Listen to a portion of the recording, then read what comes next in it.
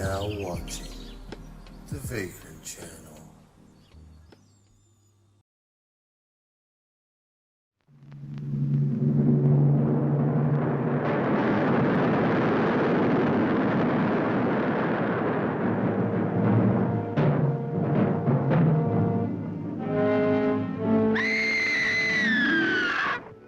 Suppose there were no reports about this thing until 1946. What could have happened then to start the stories? 1946? Well, the Bikini underwater experiments were set off then. Maybe that started something. Deep down in the strange, lurid, murky depths of the Pacific are fantastic, horribly grotesque creatures of the sea that challenge man's courage as no earthly creatures can. Science knows some of the answers, but not all.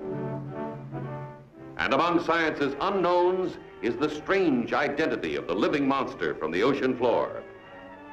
How'd he get out of suit? No man gets through that. And what happened to him?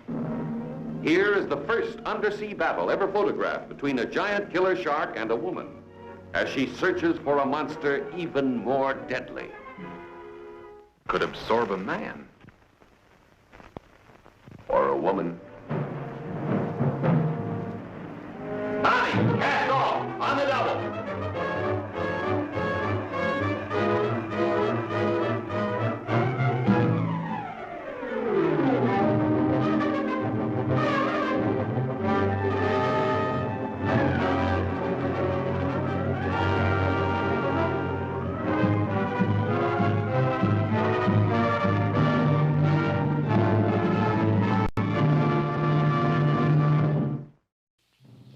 It lives 50 feet beneath the streets. It weighs over 2,000 pounds. It's killed 5 people already, and it's about to break out.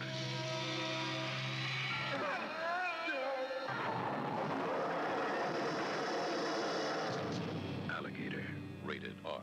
Starts Friday at theaters and drive-ins throughout Sacramento, Stockton, and Modesto. I could a tale unfold, whose lightest word would harrow up thy soul, freeze thy young blood.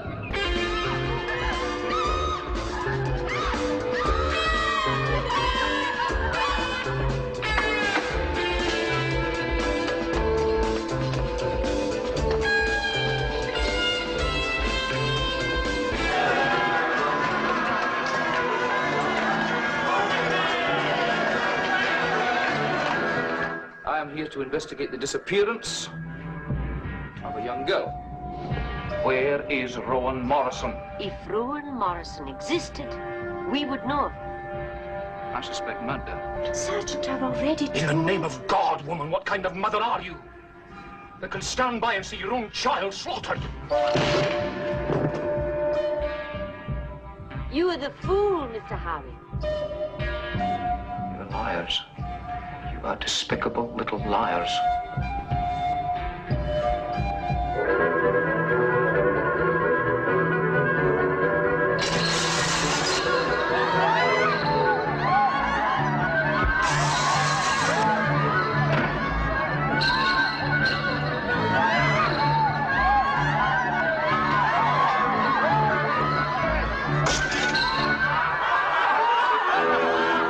Dear God in heaven, even these people can't be that mad.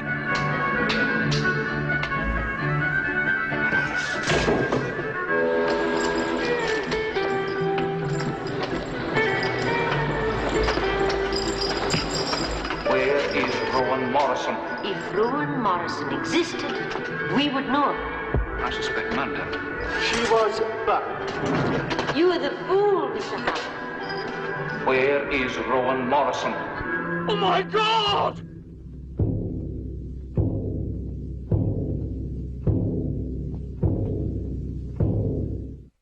It has attacked her family It picked out Sean. It killed your father. and haunted her dreams. When it killed Sean, I knew with absolute certainty it had come for him. Now, there is one last battle to be fought. We're heading straight for it. He's gonna hit us! Lorraine Gary and Michael Caine. Jaws, The Revenge. This time, it's personal. Rated PG-13. Starts Friday at theaters everywhere.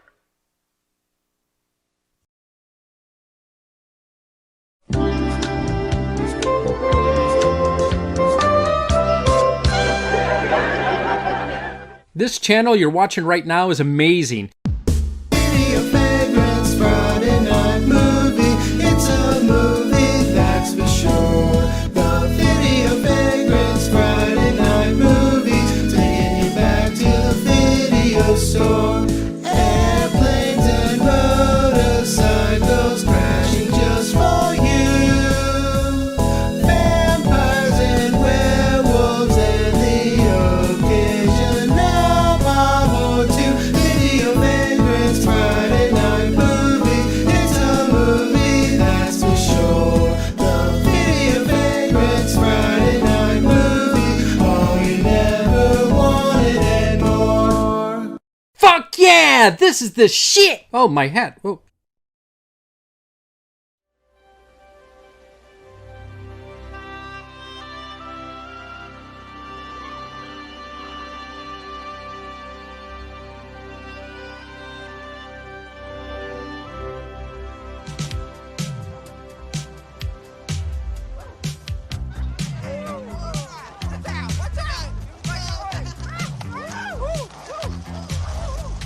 Looking here, looking there, I'm looking everywhere. Passing shoulders, come on lips, oh skin tight hips. On the prowl, cruise around, oh cool me down. Boy watching, girl checking, I am out stepping, mind walking, I'm stretching. Hey, look at me, I'm only looking.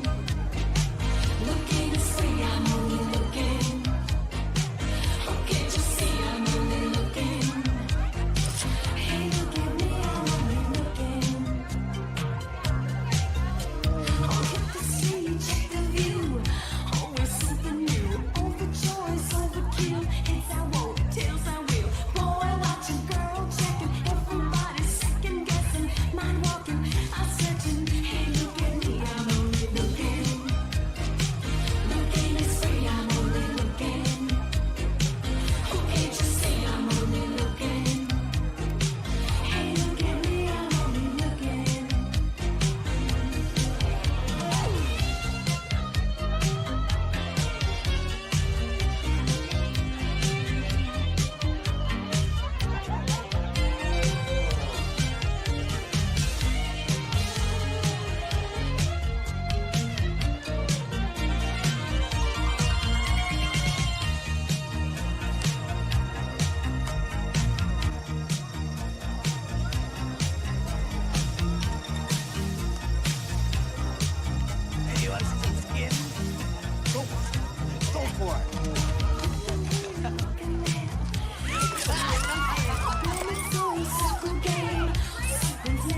Where's you going, Ida?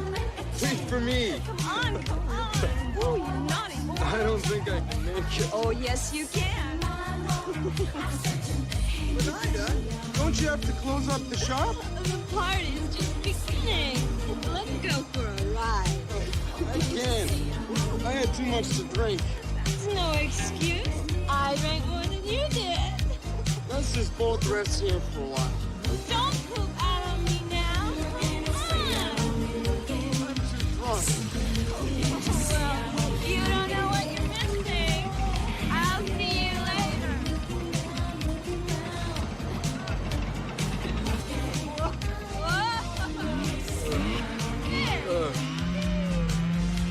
Just a much.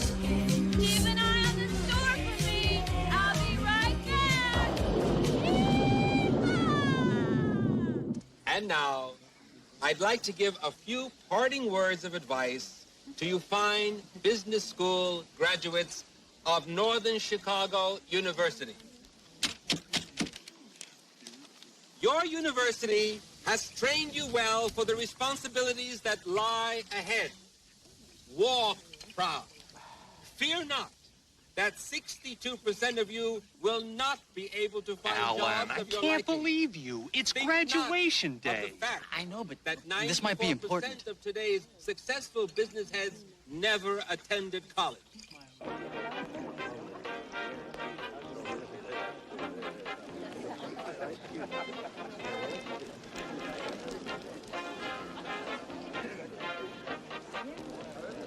Congratulations, Alan. Oh, hi, Uncle Dave. Oh, thanks a lot. How was your trip out here? Oh, it's just fine. The last time I saw you, you said you couldn't wait to get out of Chicago after graduation. You were going to take a year off and see the world. Yeah. I guess that was a lot of kid stuff. Well, anyway, that was before I met Jane. Uncle Dave, this is Jane. We're going to be married in September. At the Biltmore. Our colors were pink and gray. I'm very pleased to meet you. You two must be so proud of Alan. Oh, yes. He's our pride and joy. Guess 1 out of 2 isn't so bad. Yes. How is Todd doing? Have you heard from him lately? And I spent the whole day looking. But there's simply nothing. It's livable under 150 thou, hon. 150? No, Jane, that's... I'm gonna ask Daddy to give you a raise. Oh, but Jane, I haven't even started working for him yet. Jane, honey, your diet. Mother! Jane, I'm not the one who insisted on buying a $2,500 wedding dress. 2 sizes too small to give myself a goal. But the wedding's 3 months away. Jane? There's plenty of time. Right, Daddy? Whatever you say, Princess. How's my future son-in-law? Oh, just fine. I want to thank you again for giving me this wonderful graduation party, sir. Quite all right, Alan. But after September, no more of this sir business. You may call me Mr. Rutledge. Except, of course, the plant. Daddy? What? There's something I want to talk to you about. Now, I'm not sure that Alan's starting salary is realistic. I mean, just to get by, the minimum amount to buy a... Princess, you know what my starting salary was? Oh, Daddy, Excuse me, sir, but if I could just say one thing, I'm sure we'll be able to get by just fine in what you've offered me to start. Hun, please. Now let me handle this. But, Jane, I want your father... I'm thirsty. I think I'll have a refill too, son. You wouldn't mind. What? Sure.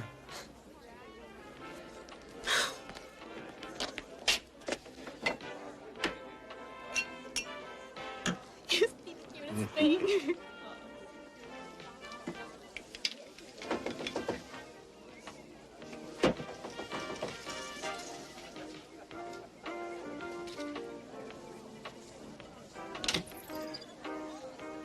I help you? Yes, is there an Alan Finston here? That's me. Telegram, sir. Sign here. Here.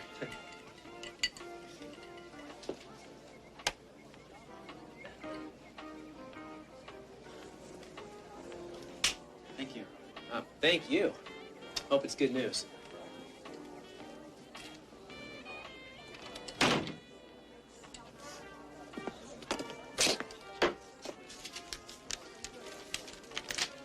Mr. Alan Finston, sorry to inform you that your Aunt Ida Miller has passed away in an unfortunate drowning accident. Advise you come to California for settlement of the estate. Richard Remington, Esquire.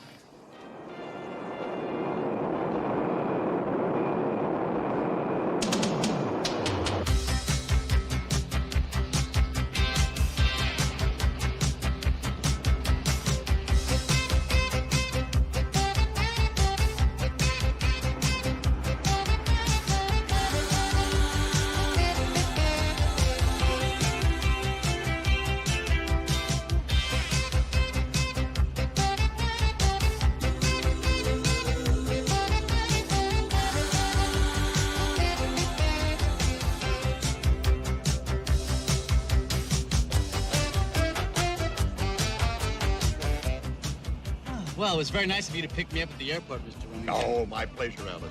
After all, your aunt and I were good friends. You're a remarkable woman, crazy, unorthodox, and not the world's best businesswoman. But oh, how she loved that shop.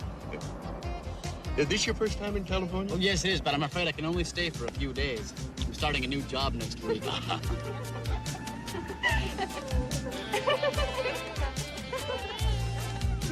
Oh, what a place to live. If I were only young and single like you. I'm engaged. Oh.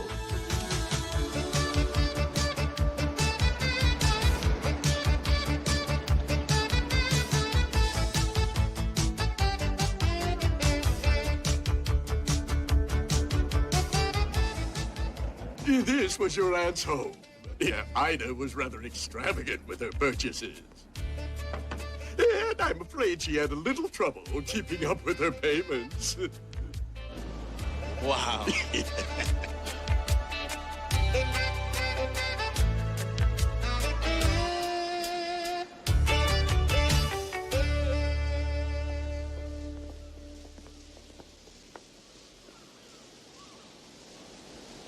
Well, Alan, I think I should tell you now.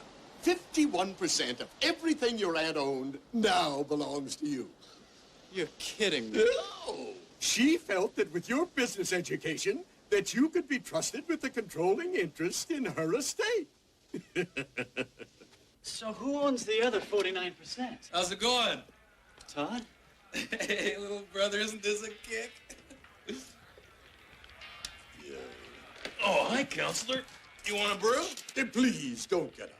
I'd rather remember you just as you are. Alan, you and your brother are now the sole owners of your aunt's entire estate. Why don't you get settled in, and I'll come back in a couple of hours and show you the rest of her holdings. Great. Thank you. Yeah. Oh, come on, Dad. I'll help you unpack. I got in yesterday. So you're still majoring in accounting? Todd, I graduated a few days ago. Oh, I was going to send you a card. Aunt Ida's bedroom. Remember the summer she stayed with us when Mom and Dad were on vacation? Yeah, Todd, I remember it. Took me 4 years of psychotherapy to get over it. That's probably why she left everything to us.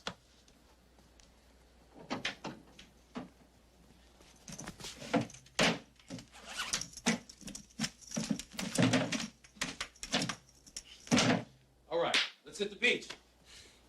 Same old Todd.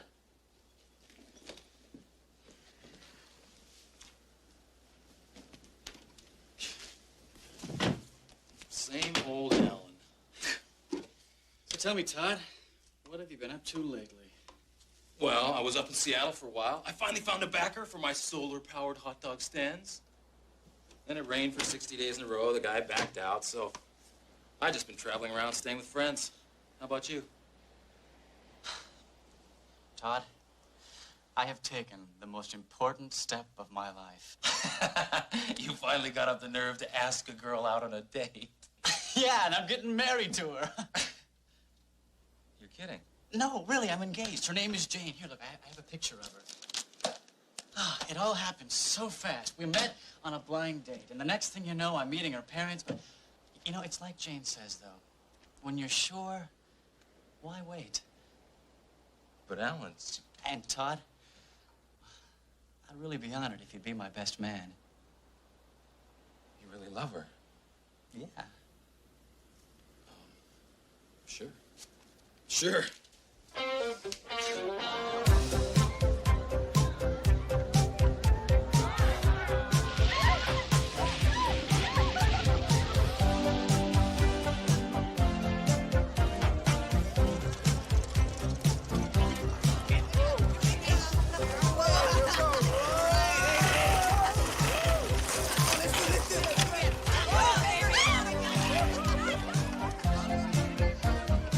See that? Well, here we are. I think you boys may find this place rather amusing. Coasting through another beautiful day here at KTNA Santa Well, fellas, this is all yours.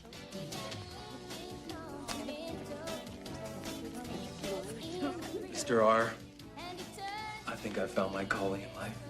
Really? And I had you figured for a brain surgeon.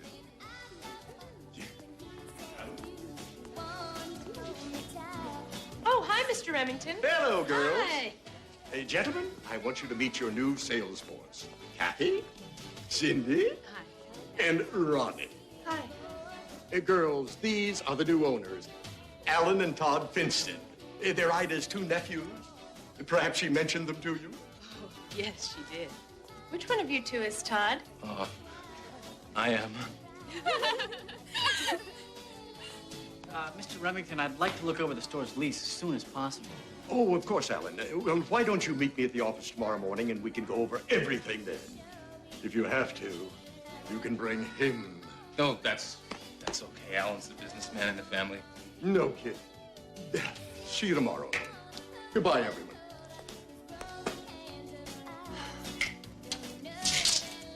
Todd, would you mind...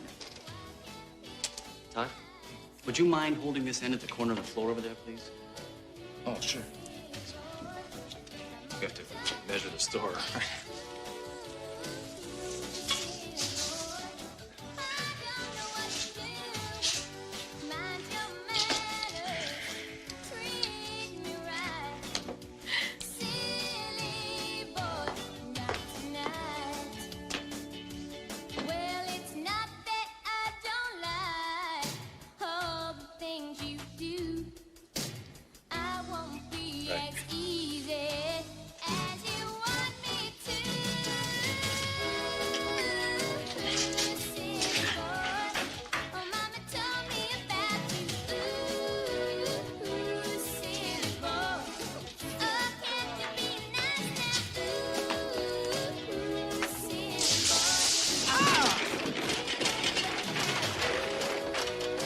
What a life.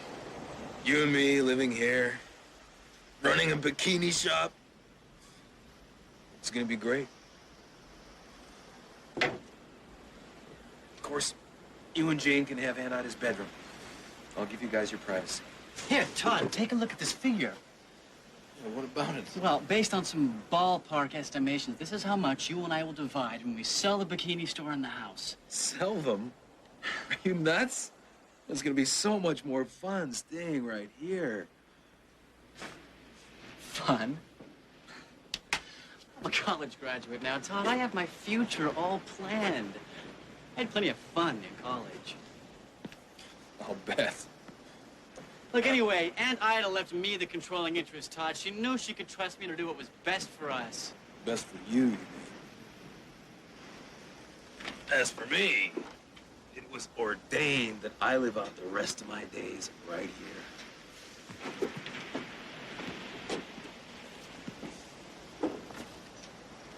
It's my destiny.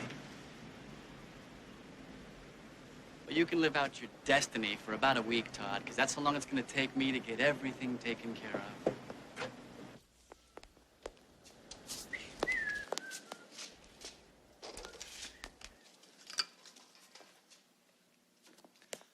It's almost opening time. Don't you girls think you should be getting dressed for work? They are dressed for work, Alan. Show 'em, girls. No, Todd. Alan. You can't expect to sell the merchandise unless the customer knows what it looks like when it's on. I don't have time to argue with you, Todd. I have to go over Aunt Ida's books.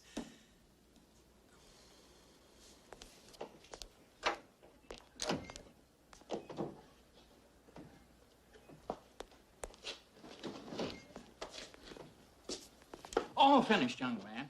Gotta hand it to you. It's a very clever idea of yours installing a two-way mirror for security. Too much shoplifting among kids these days. That's right. You can't be too careful.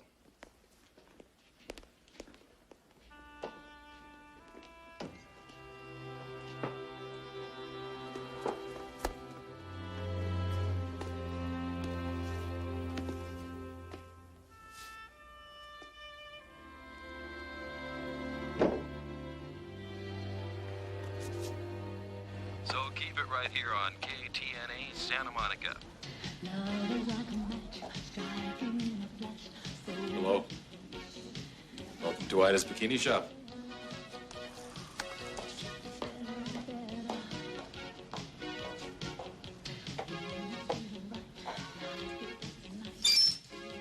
Yes, sirree. The old size 5 rack. Yeah, you certainly are a size 5. That's It's a mighty fine article of swimwear you've chosen there. However, I think you might find some of our other suits to be equally well crafted.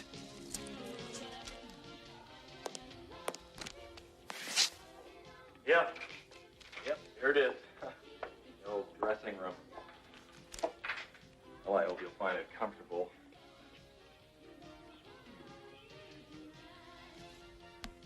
This is a new mirror we've recently had installed just for your convenience.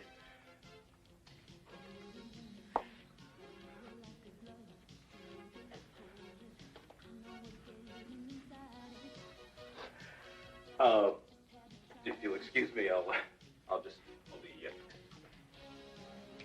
going.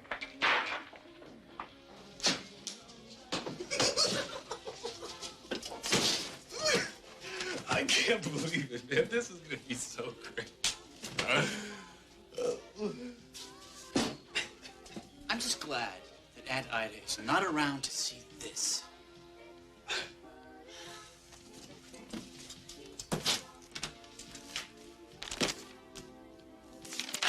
Oh. Now, if I ever get married, it's gonna be to a size 5. Todd, you should be ashamed of yourself. I am. I'm ashamed. I'm ashamed. Sure.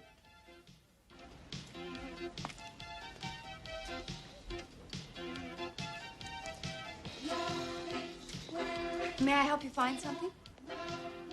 I need a new bathing suit.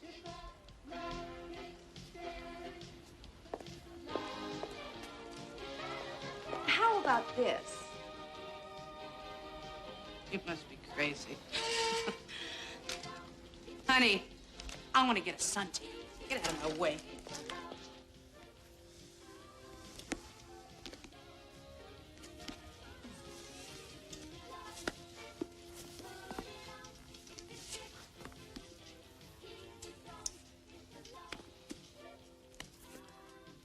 Oh my God.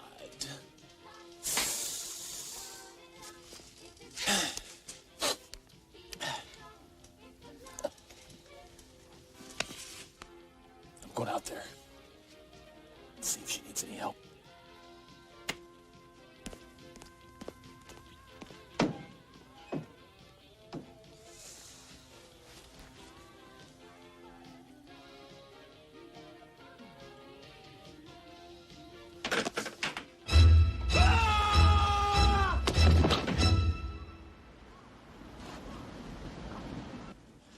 In case you're interested, Todd, I finished going over Aunt Ida's financial records last night. Yeah.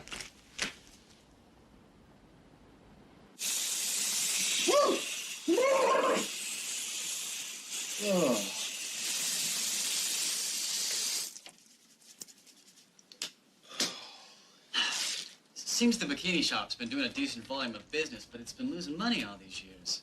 How's that? Well, Aunt Ida spent much more on her extravagant promotions and her parties than she took in from sales. She had a lot of fun. She didn't know how to run a business. Can I borrow your hairdryer? Definitely.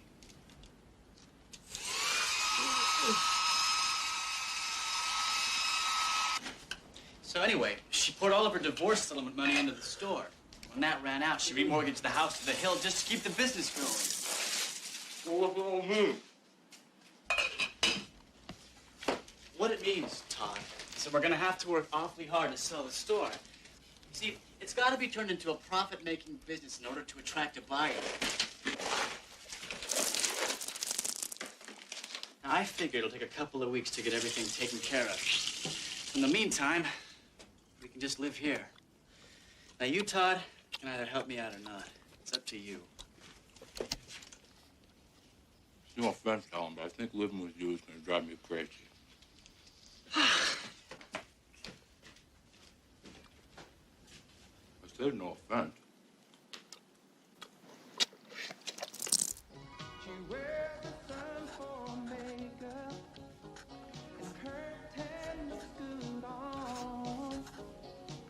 Hi, Ronnie. Hi, Ronnie. Hi. How was your cooking class? Oh, not so good. Yeah, the teacher gave us a D on our project just because we were trying to be creative. What did you make? Pineapple inside out cake. You want a taste? That looks really delicious, but I just ate. Maybe Alan and Todd would like some. I bet Todd will. I think he's real cute. Yeah. But Alan's kind of a nerd. You know, he's so Mr. Businessman. I think he's really nice. He can't help it if he's smart. Yeah, well, if he's so smart, then how come he's getting married so young? God, I can't imagine being married at our age. Yeah. He's engaged? Yeah, you didn't know? No, I didn't. Hey, doesn't he need to sign No, yet? let's see. They're not ready yet. Oh, so what else is new? Yeah. But, Jane, I don't have a favorite style of cummerbund. Look, the wedding isn't until September. Couldn't you just pick one out for me and I'll look at it when I get back? Oh, all right. But I wish that you could come home sooner.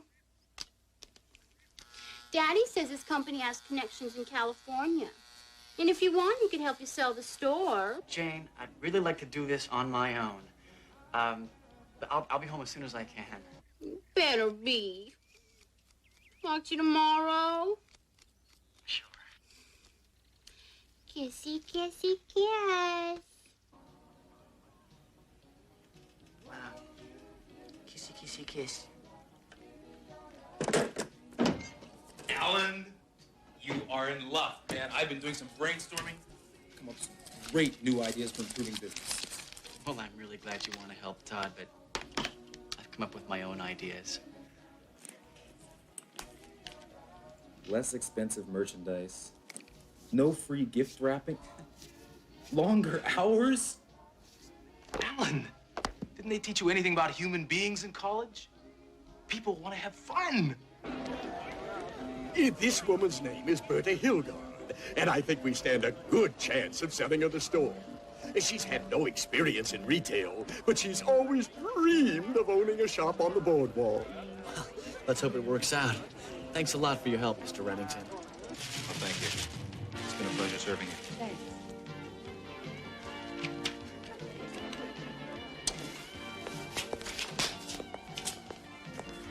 Well, look who's dressed like a grown-up today. Thanks a lot for dressing up, Todd. I really appreciate it. Great.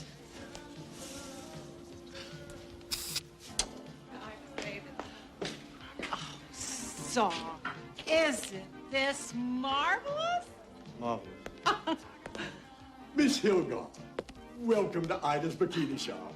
I'm Richard Remington, and this is Alan and Todd Finston, the store owners. It's a pleasure meeting all of you. This is my attorney, Saul Levine. So, how you doing?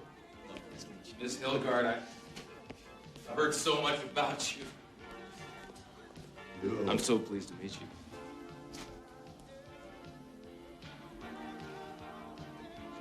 Ah, what a darling look. Asa, Darling. may we look around? Oh, yes. Feel free.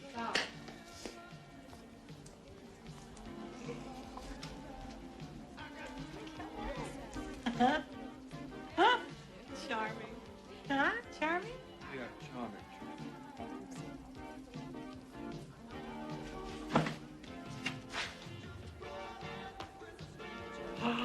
Ah, Saul, look, isn't this lovely? That's interesting. Listen, I really think we ought to examine the books now. Books, Saul, books? I don't think that's necessary. They're doing excellent business here. Yo!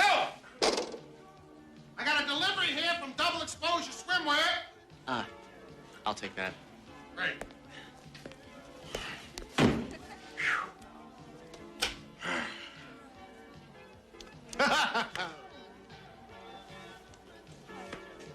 Hey, Yes?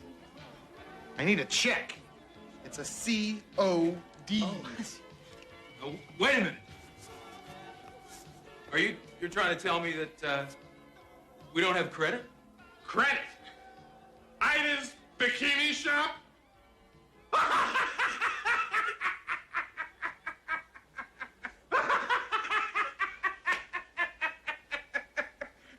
How are you?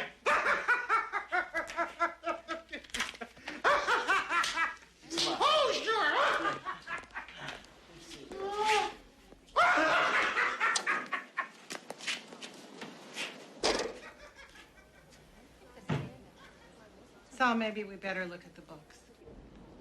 Don't tell me that was books, because there were no I just books. wanted to It get was a into disaster. clothing business like my best friend Sissy. Come on! For a fire. Yeah. The worst thing I've ever seen. Listen, couldn't you use a good tax write-off? We can talk price. Hey, let's do business.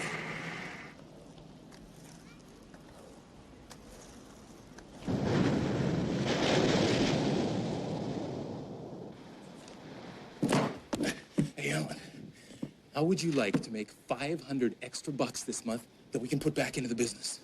Sure, Todd. How? Kathy and Cindy and Ronnie were telling me how their rent just went up. So I thought, since we have so much extra room, they could move in. Wait a minute, Todd. No, there's no way they can move in here. Now, first of all, it's hard enough just you and I getting along. Secondly, well, how do you think Jane would like it if she knew that I was living with 3 girls? Yeah, I see what you mean. Well, good. There's just one problem, though. What's that, Todd? I already asked them.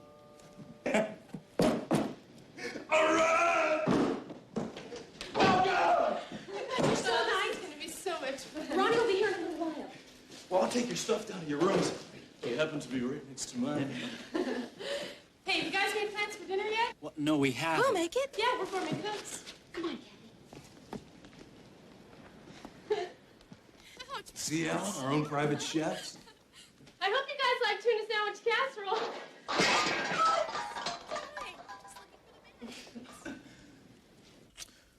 Maybe just a little more of the crust.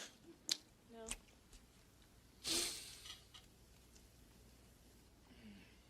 This stuff is great. I've never had tuna sandwich casserole made with Wonder Bread before. And mayonnaise. That's our secret recipe. Well, who feels like dancing? I do. Yeah, and there's this new place that opened up on Venice Boulevard. I think I'll pass tonight. Yeah, me too. I never dance on a full stomach. Oh, well. Come on, Cindy. Let's go get our stuff. Yeah. Okay, I'll see you guys later. Alan, if you're not gonna finish that.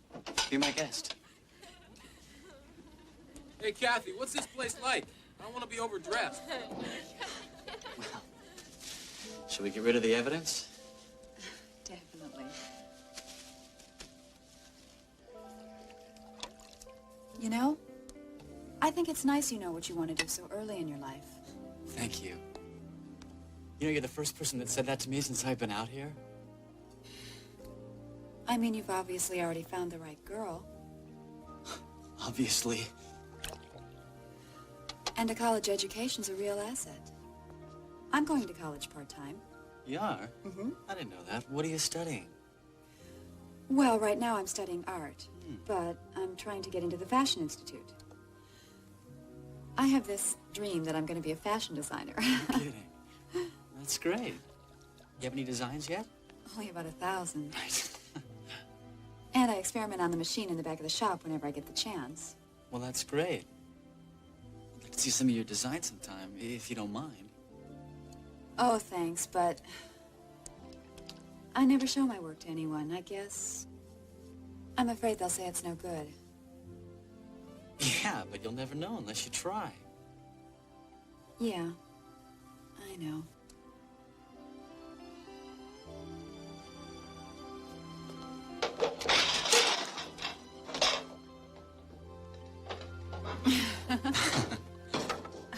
Well, I guess this is the last of it.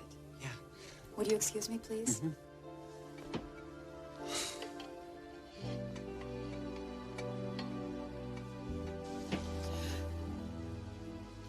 I think I'll just go take a jog on the beach before I go to bed.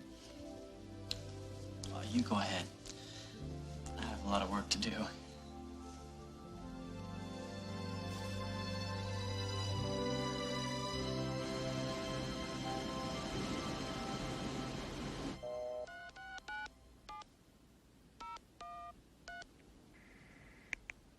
Hello? Mr. Remington. Hello, this is Alan Finston. Do you have a minute to go over some figures with me? Sure. Oh, thanks. This is the operator. I have an emergency phone call for Alan Finston from Jane Rutledge. Will you release? Yes, I will, operator. Thank you. Mr. Remington, I better get back to you. Yeah, of course. Thank you. Jane? Oh, Alan! Jane, honey, nice and slowly. Take it easy now. Tell me what's wrong. It's a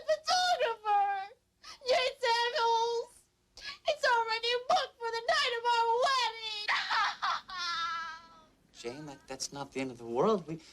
We can get another photographer. But he's the best. He shot my brother's wedding, and he always promised that he'd do mine. Oh. Well, Jane, if it means that much to you, I guess we could always change the date of the wedding. I already tried that. But then the caterer can't make it. And we have to have Josh. He's the only one that makes those cute little watermelon sculptures.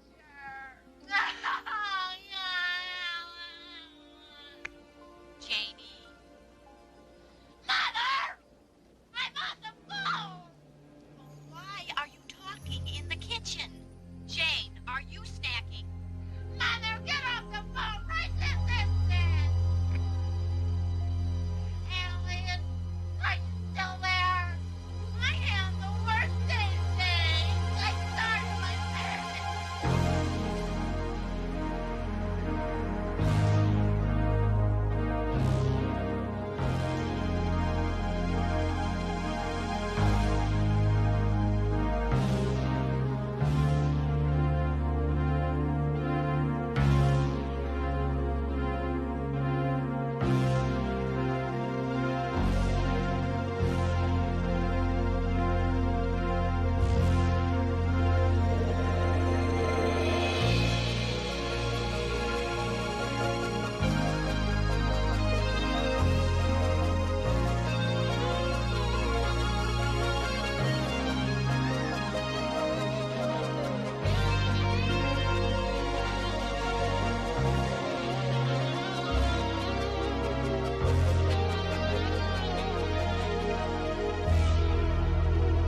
Alien, what do you think about the melons? For the fruit sculpture, Alan. What do you think? Huh? Alan, I wish you'd pay attention. I asked you, when do you think that honeydew and watermelon look too Christmassy together? Jane, do you think we could discuss this some other time? I'm really tired. Okay, hon. Kissy, kissy, kiss. Same to you. Alan! Kissy, kissy, kiss. Kissy, kissy, kiss.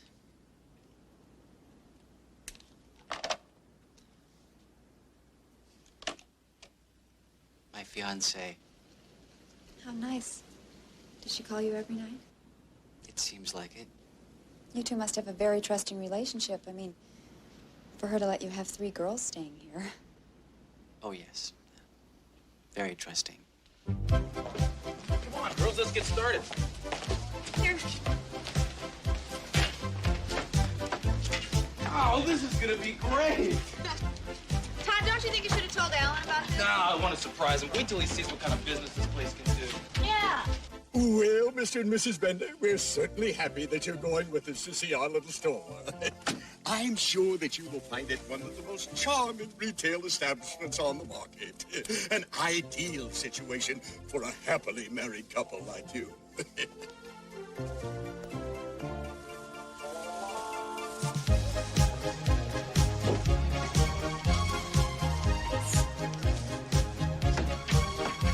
Hey, don't forget, you said we get to sit in the front row for helping you.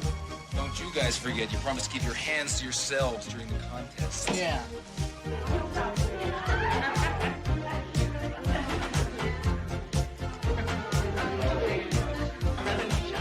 Kathy. What? Come on, you gotta hurry up. There are a lot of girls. I'm working as fast as I can.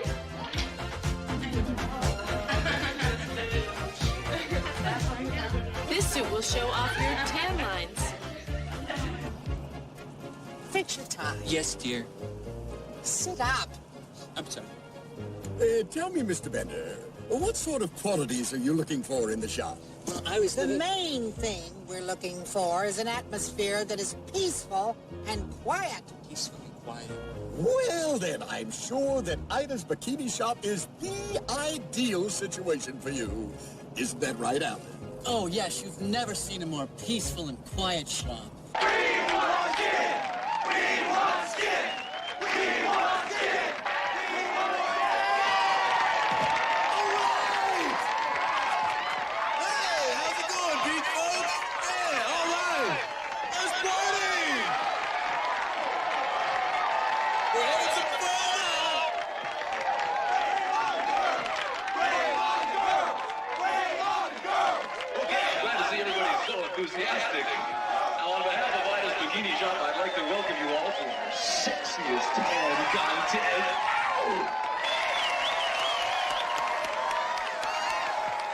I see we still have a few minutes here before 12 o'clock, so if I may, I'd like to tell you a little bit about our humble establishment. It was founded way back when, in 1960.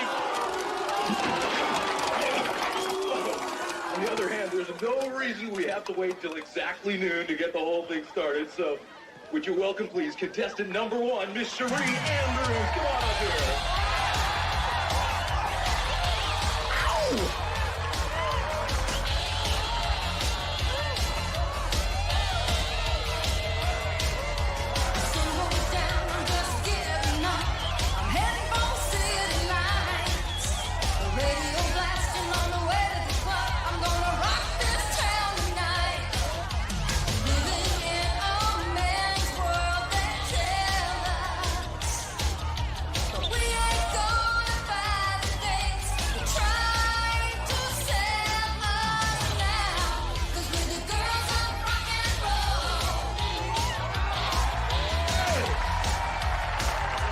Well, listen, that was, okay, that's a very nice band you've got there. But Cherie, before we let our audience vote on you, I'm sure they'd like to know just a little bit about you. Am I right? Okay, what are your goals in life? I don't know. Okay, good answer. Okay, let's hear for contestant number 1. Beautiful. I'd like to introduce you to contestant number 2. And what is your name, sweetheart? Hi, I'm Melinda Riley.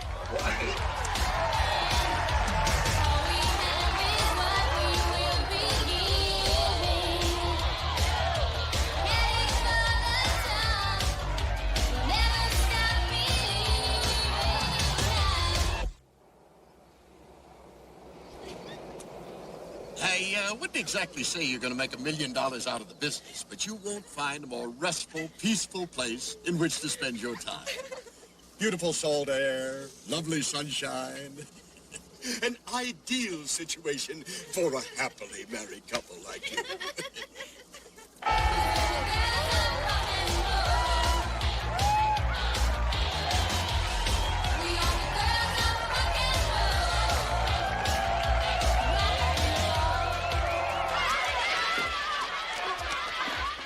Bikini like the second contestant is wearing. Oh, okay. Hey, Ronnie, another slingshot, size 7. I want a bikini too.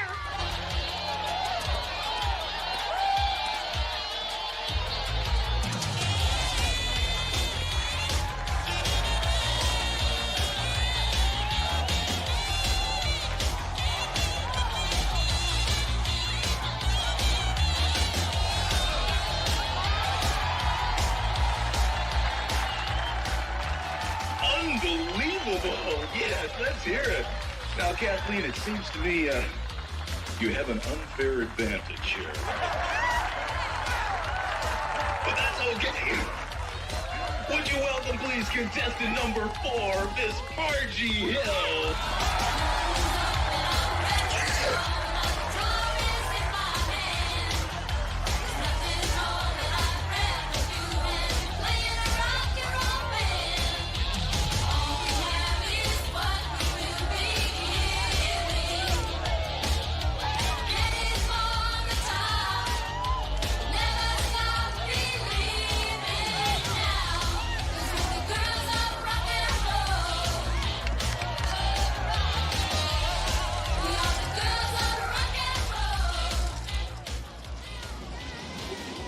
Are we here? No, we're still home. Why don't we walk around to the front so that you can get a feel of the peace and serenity of the show? Huh? I wonder where that music's coming from.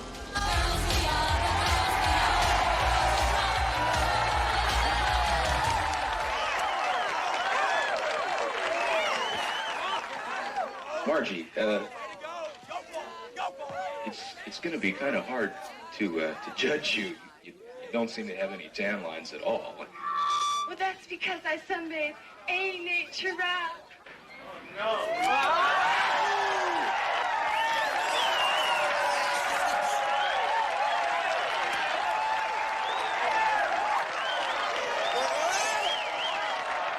Will you come on? Oh, what's that? You'll take it! Oh, You'll take it! You'll take it! This has been...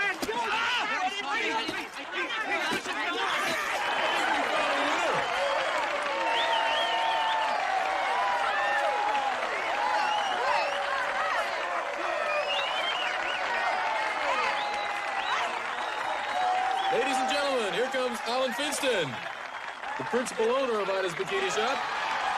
And he's the man responsible for today's event. Why don't you let him know how you like it so far?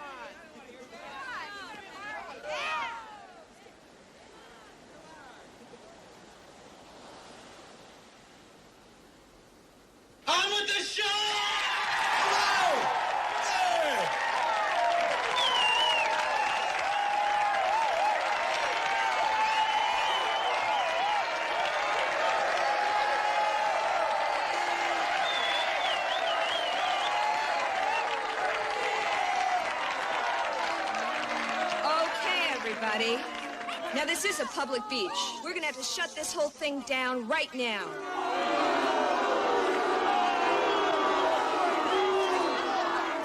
Wait a minute. That's okay. It's okay. We'll continue the party later tonight. All right.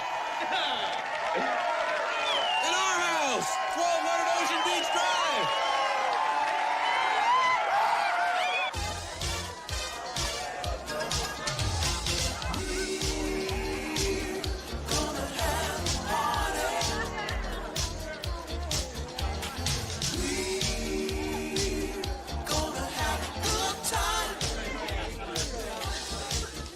I need one Bloody Mary, one Tequila Sunrise, and a Tom Collins. Coming up.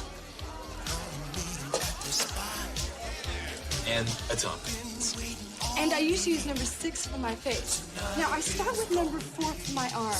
And if I don't get too burned, I move down to number 2. You don't use sunblock, do you? I once broke up with a guy because he used sunblock. Cindy, have you seen Ronnie anywhere? Well, I think she's upstairs. Margie, this is Cindy. She uses number 8. Oh, you do? I use number 8, but only when it's really bright outside. It's too hot, you know, I don't want to burn my face. You have a great tan. What else do you use? 8 hours, 5 days a week. Now I'm ready for a party. We're gonna have a party. We're gonna have a good time. Come on. Come on.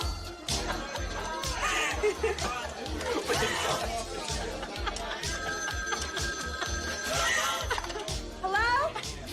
What? I can't hear you. What do you mean, who's this? Who's this? Come on.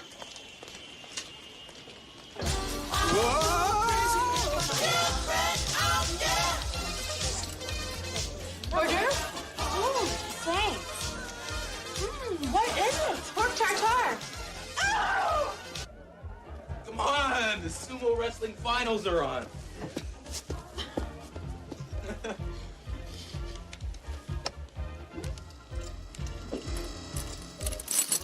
Whoa. I didn't know Aunt Ida had it in her.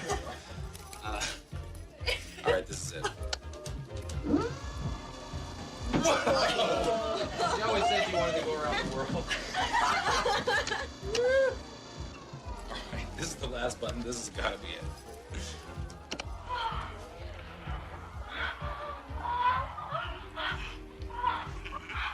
Dinah.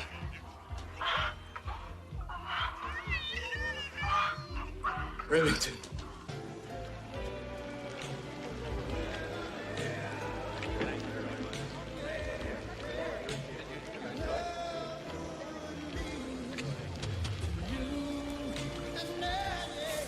Can I join you? Oh, God, don't let me wake up this time.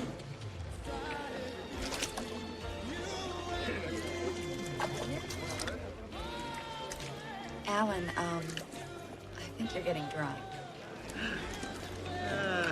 Maybe so.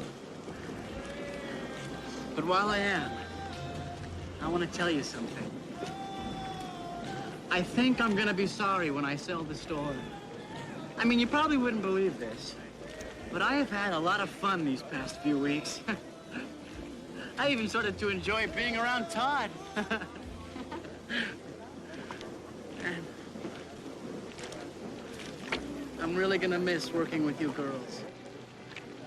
We're gonna miss you guys, too. Look, Ronnie, there's something I want to say to you. Well, it's just this.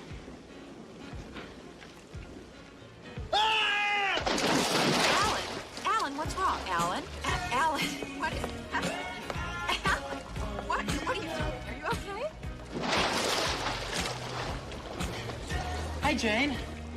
Alan, what's going on here? I came out here tonight because I thought you might be lonely. Oh, well, this is sort of a promotion for the store. Oh, Ronnie, this is Jane, my fiancée. Jane, this is Ronnie. She works in the store. Hi.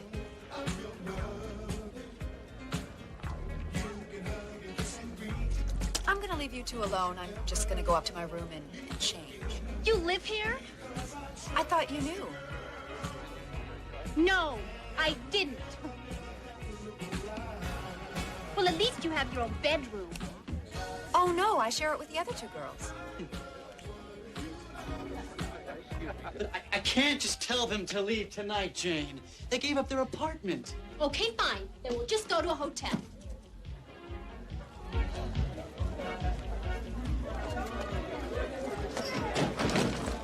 Hey, Alan, what's going on?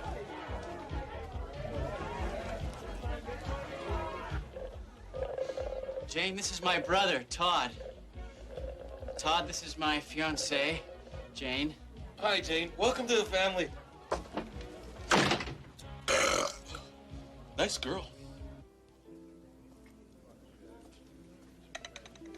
And another shrimp cocktail for the lady. So, Daddy said to tell you that you drive a hard worker. But you can have your first raise after 3 months, hon. But, Jane, I didn't even ask for a raise. Alan, just take what's coming to you. Anyway, I haven't told you what the best news is yet. What's that? We now have a beautiful new home to move into right after the wedding. It's got tennis courts, a pool, maid service, and it's not going to cost us a penny. You don't mean you... My parents' guest house. Oh, Alan, you're always telling me to be more practical. And Daddy says we can live there for our first year. It's going to be so much fun, Alan. And we can have dinner with my parents every night. Oh, Daddy told me to tell you that he wants to teach you tennis. Jane, I really don't think that moving in with I your... can hardly wait to start you, Jeffrey. What do you think about Aqua, Alan? Jane, honey, you've been talking all through dinner, but now I'd like to say something to you. What, Alan? Well, now I know that we've had our future planned for a long time, but you should see how great it is living out here. It's so relaxing having a place on the beach, and I think if you gave it a chance, well, you'd really enjoy it too. What are you saying, Alan? Well, just this. We could get married and then live out here. I really enjoy running my own store, and you could become involved too. It may not be a whole lot of money at first, but after a while... I can't believe what you're saying. I've worked so hard to make these plans for us, and now you want to throw it all away on a big star. I think you care more about those show-off sales girls than you do about anything else. No, Jane, that's not it, really. I've done everything I can to make you happy. I know that. I know, Jane. You promised me you'll sell the store right away. Oh, no.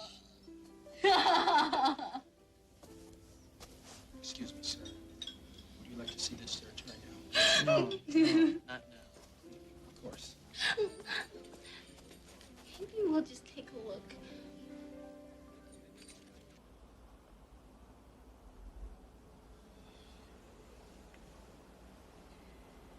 Alan, was it good for you? Yeah, Jane. It was.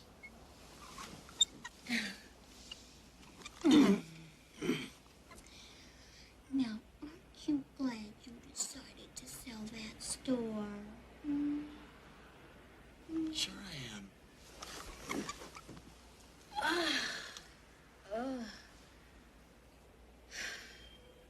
I still feel nauseous from last night.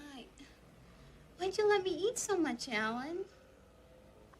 I'm sorry you're not feeling very well, Jane. Maybe you should just take it easy today. I have a lot of things to take care of at the store. Oh, no, you don't. This is my first time in California.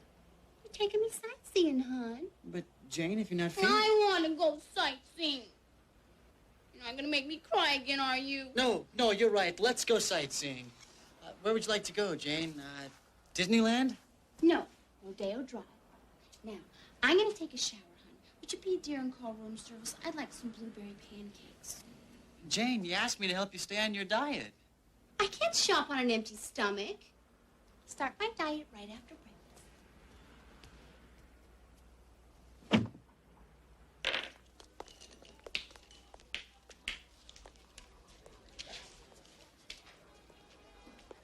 Sure you want to wait, Mr. Remington? Oh, yes, yes. Okay, see you later. Right. Say hi.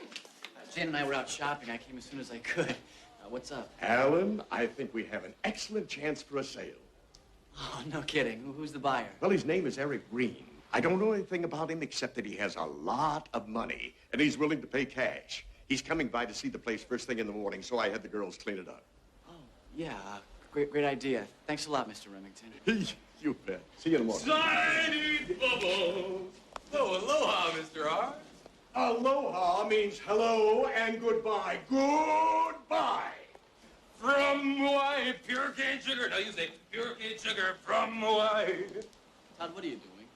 Man, we're talking very high concept marketing strategy here for tomorrow. Like inside one of these balloons is a free trip to Hawaii, man. Buy a bikini, pop a balloon. Todd, this is ridiculous. We just had the place straightened up. Mr. Remington found a buyer. Wait a minute. I thought you were beginning to like what we had going on here. Todd, I never said I wasn't going to sell the store.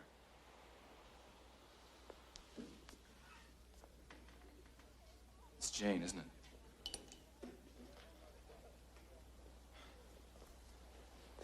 Alan, are you gonna let the girl run your life? No one runs my life, Todd, including you. Why don't you just get rid of this mess you just made, okay? Because I say we're selling the store. Well, I say we're not selling the store. I think we should... Oh, damn it, Todd. It doesn't matter what you think. It never has mattered. I own 51% of this store, Todd. I guess I'd forgotten about that.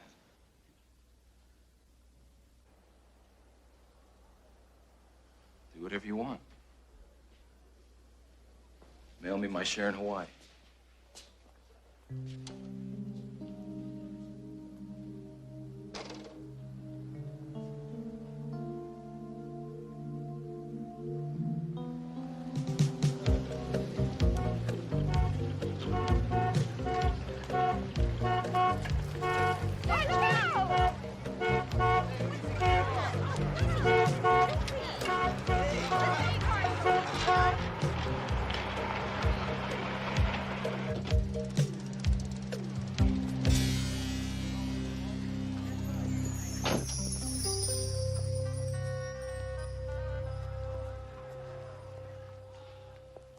Mr. Green, I'm Richard Remington. We've talked on the phone.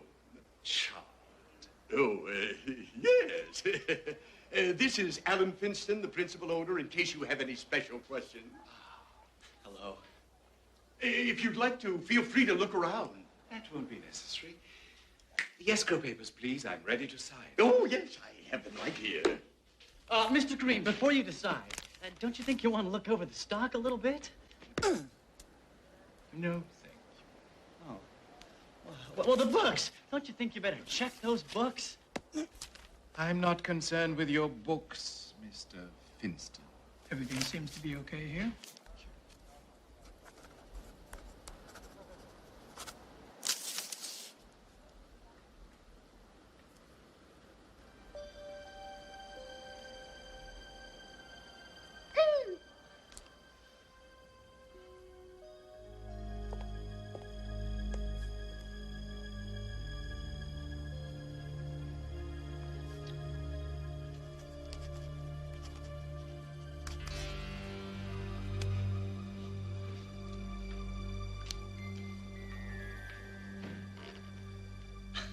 So, Mr. Green, have you always been involved in retail? Retail? I find it utterly repugnant. No, I'm going to make a few structural changes to this place and then turn it into a recruitment and meditation center for my organization. The Holistic Church of Truth and Tranquility. We are offering an alternative lifestyle for young people seeking inner peace through meditation, prayer, and forfeiture of all worldly possessions. Perhaps you and the rest of your staff might be interested in joining our church. You may find yourself seeking a new direction in life now that you will be unemployed. Good day. Mr. Green, wait a minute. I'm afraid I've changed my mind. I beg your pardon? This store is not for sale. Mr. Finston, you've already sold it. I own it now. Well, then I want to buy it back. Alan Finston, just one. Shut up, Jane! Mr. Green, how about it? Mr. Finston, I'm a reasonable man and not without sentiment. There is another location available up the street which may suit our needs. You know, I think I'm going to let you buy your store back. You are? Yes. And I estimate the place is worth $66,000. But that's $6,000 more than you paid for it. Precisely. And I'll expect the $6,000 in cash 2 weeks from today, or there's no sale. Good day.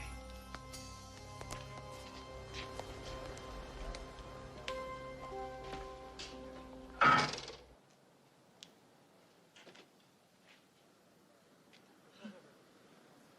Alan, you were great. But we can't possibly raise $6,000 in 2 weeks. I guess we can. We'll find a way. Alan Finston, what's come over you? If you intend to go through this idiocy, you and I are through. Jane. You're right. You and I are through.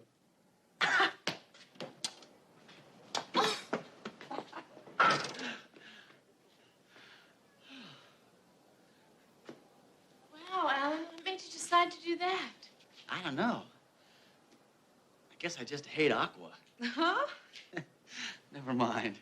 The point is, I love this store, and I love all of you.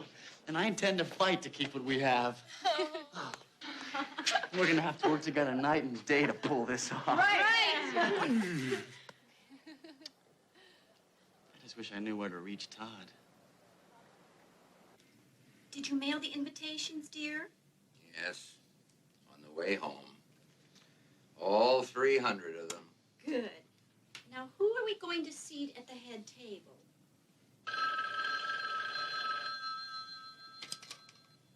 Hello? Oh, Daddy. Princess? Princess, what is it? Well, this is all we have.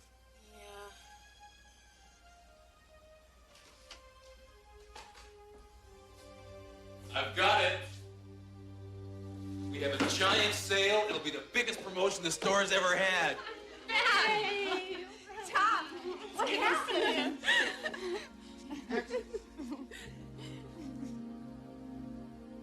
The Honolulu airport was snowed in.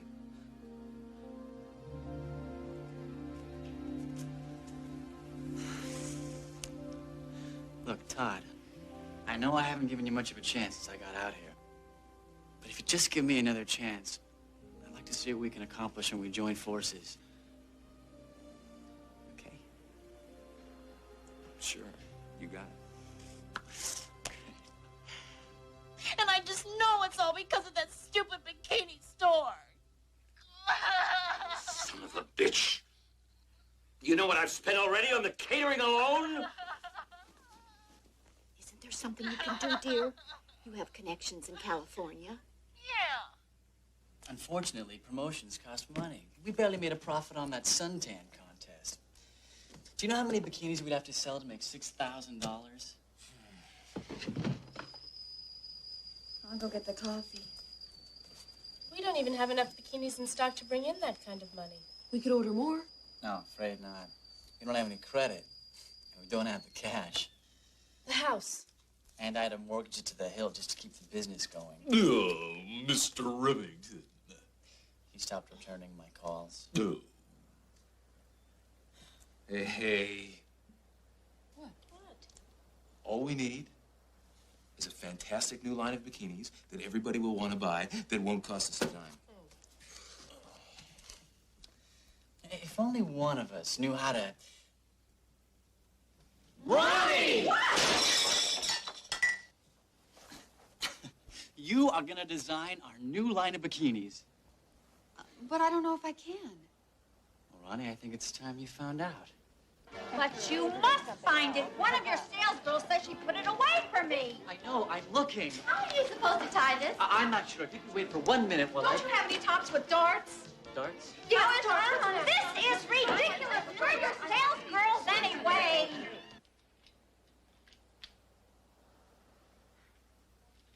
No, it's still not right. It's okay, Ronnie. You'll think of something. Yeah, we still have time.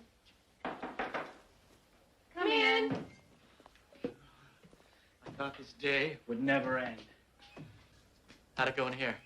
Well, you can't rush these things, you know. Yeah, I'm a lousy model. I can't even stand still. Thanks. But it's my fault. I haven't come up with a thing. Wait till you guys see this. We're all set. This hospital supply house is going out of business. I got all this stuff for almost nothing. Surgical gowns. Dozens of them. There must be hundreds of yards of material in here. We can use it to make the bikinis. Look at this. Surgical thread, needles, scissors, everything we need. Well, I had to spend the rest of our money, but from now on, these bikinis are going to be 100% profit. What's with him?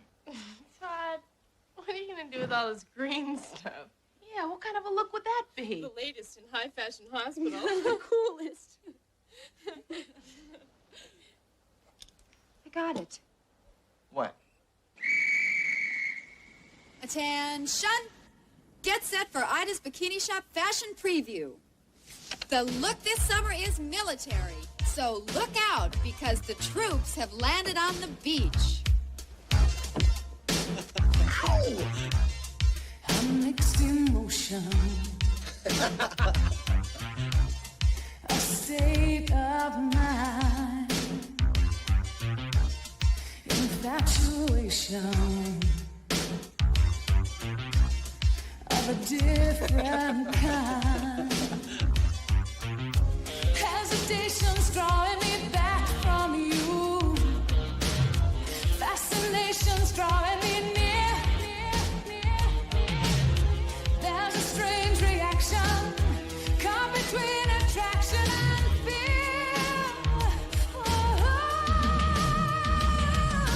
You make me nervous, making me nervous.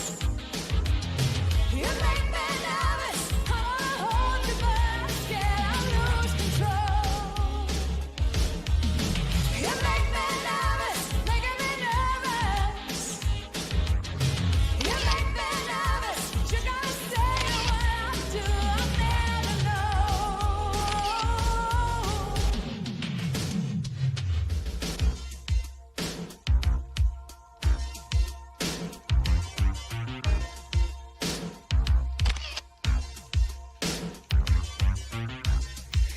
anticipating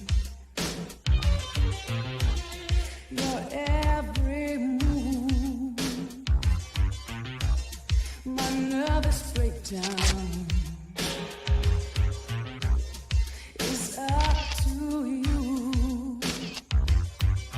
Doesn't take a psycho analyst mind to see just what it is that keeps me here. But there's a strange reaction caught between attraction and fear. You make me nervous, making me nervous. You make me nervous. I wanna hold you, but I'm scared I'll lose control. You make me nervous, making me nervous. You make me nervous. What you gonna say or what I'll do, I'll never know.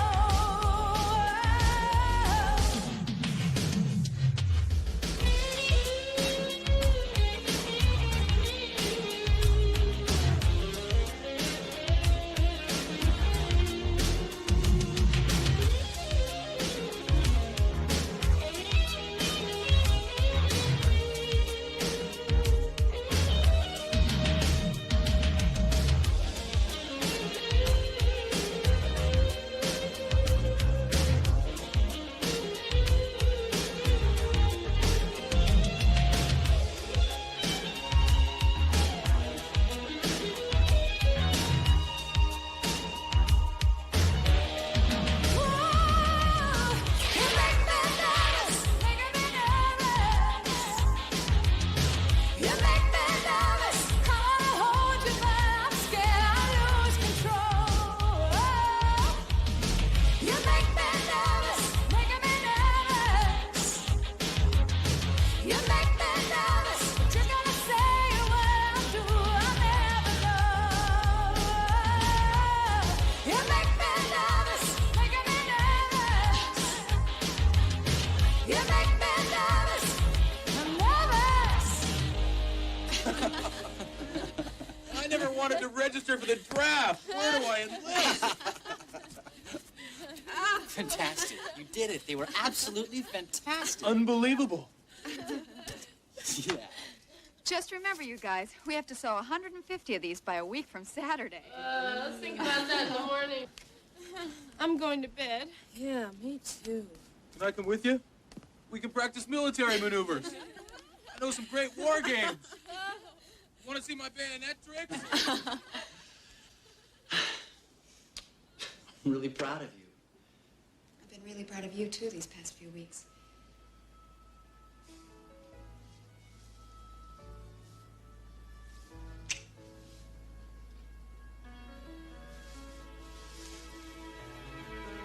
Suddenly you were there, and I knew my life could never be the same. Whoa, baby. Oh, it's like a dream come true. I always knew your arms would hold me tight. The way you're holding me tonight. Now I know you care, and all my life I'll swear, complete devotion, complete devotion. We found love, we found it together. Love, we found in each other. And I know as time goes by, I love you more and more. We found love.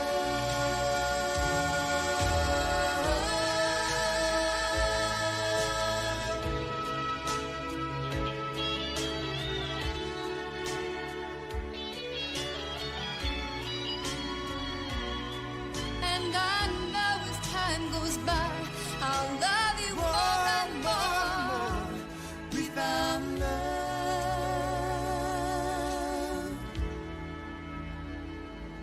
in each other.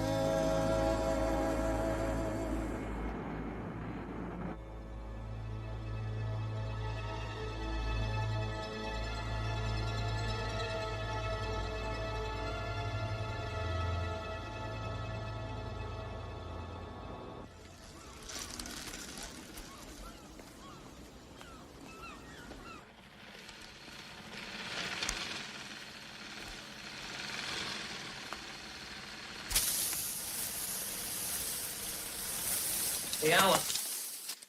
Oh, Tom, I'm sorry. I was too busy thinking. Look at this. Now, at the rate we're going, we're going to be lucky to finish these bikinis by next Friday, right? Right. Well, that gives us just one day for your big sale. How are we going to sell 150 bathing suits in one day? Don't worry, we can do it. This is going to be the biggest beach party anybody around here has ever seen. I don't know, Todd. This is another excuse for one of your big parties. Hey, I thought we were working together now. You're right. We are. Besides, it is a good excuse to have a party. Just kidding. And now they're making their own bikinis in the store so they can raise $6,000. I have a client out here who holds a seat on the planning commission. I think you'll be able to help us. Oh, don't you worry, Princess. Alan is going to marry you. I don't even want to marry him anymore. I just want to ruin his life. Whoa, the jungle look. Yeah. Hey! Here, put this on. I think it's too small. Marshal's office. Cited for zoning violation. All right, step over here, guys. What? We have a cease and desist order. No more manufacturing on the premises. Joe, you want to give me a hand with these? No, you can't take these. Come on. You've been instructed to impound these until your scheduled hearing on July 19th. That's 2 weeks away. Hey, we got a real smart kid here. Another stinking sweatshop. Come on, Joe.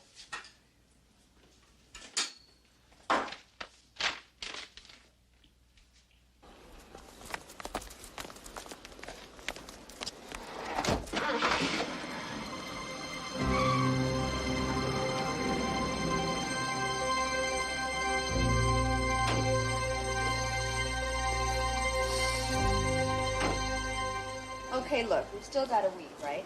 So we'll stay right here and we'll sew as many bikinis as we can by hand. But we won't be able to get half as many done as we could have. Well, that's all right. We'll promote the fact that they're hand sewn, and we'll double the prices. I just wish you two knew how to sew. Tell him, Ellen. Todd. Tell us what? Tell us what? In high school, I got an A in home economics. He was tops in his class at sewing. Okay, Betsy Ross, get to work. But Todd and I have a lot to do this afternoon. Don't worry, I'll take care of the promotion, getting everything ready for the sale.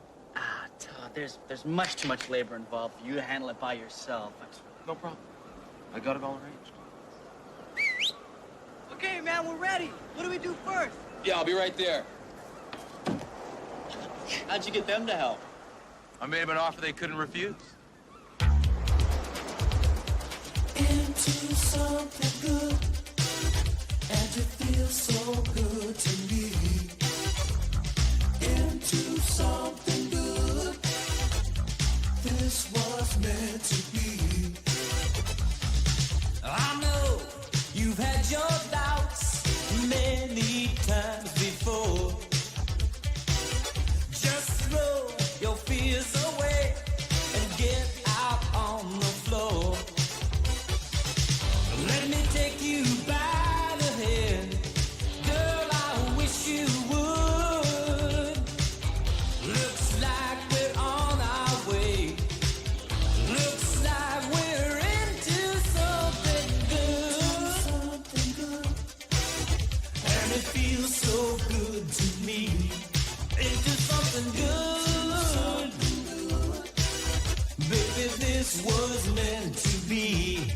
Oh, you better not knock on wood, 'cause it looks like we're into something good. Something good. And it feels so good to me. Into something good. Baby, this was meant to be. I've got this special feeling coming over me.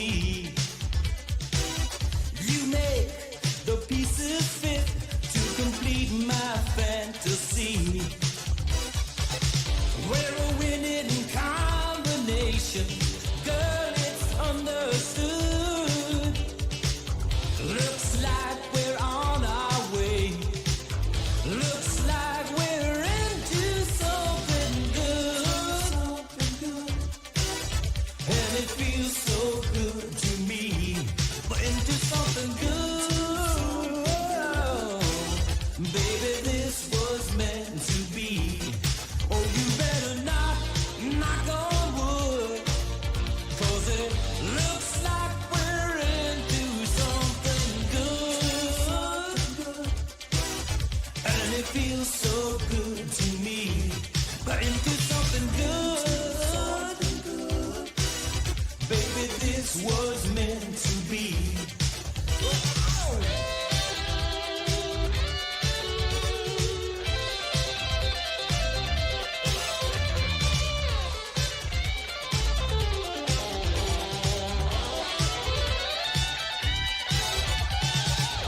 We're a winning combination.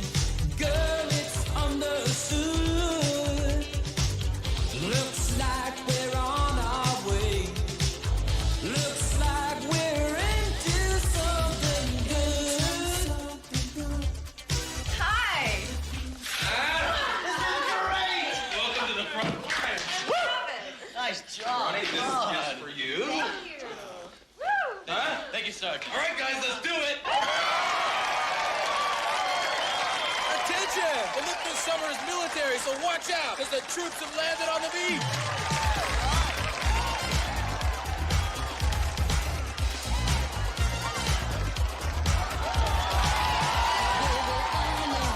You got the feeling, don't let the moment go. If you're trying to get to me, come and take control. If you wanna really move me, do it on the floor. I get excited, I go crazy, I wanna do it some more. Don't let this moment go. Oh, if you want romance, oh, just let this feeling grow. Let's dance, oh, let's dance. My heart is beating with the music. I feel the rhythm in my shoes. I can't hide it. The beat has got me.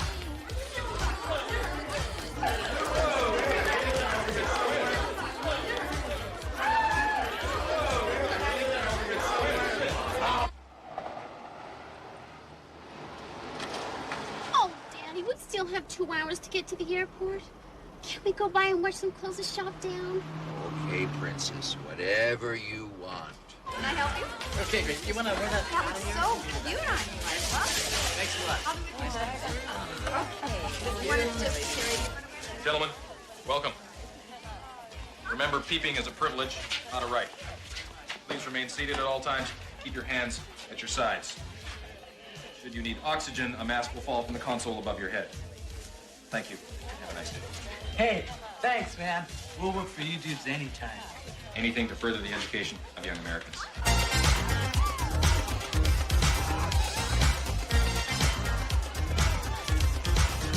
Baby, I know you got that feeling. Oh, don't let the moment go. If you're trying to get to me, come on and take control. If you wanna really move me, come on and do it on the floor. I get excited. Thanks again.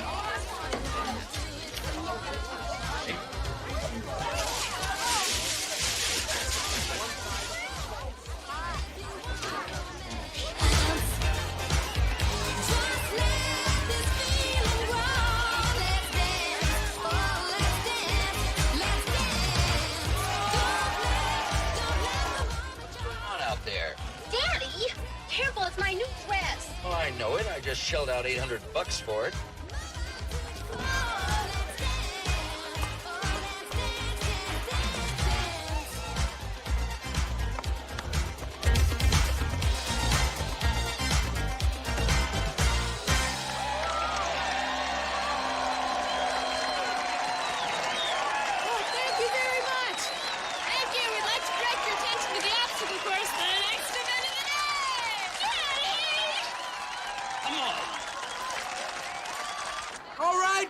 girls! On your mark!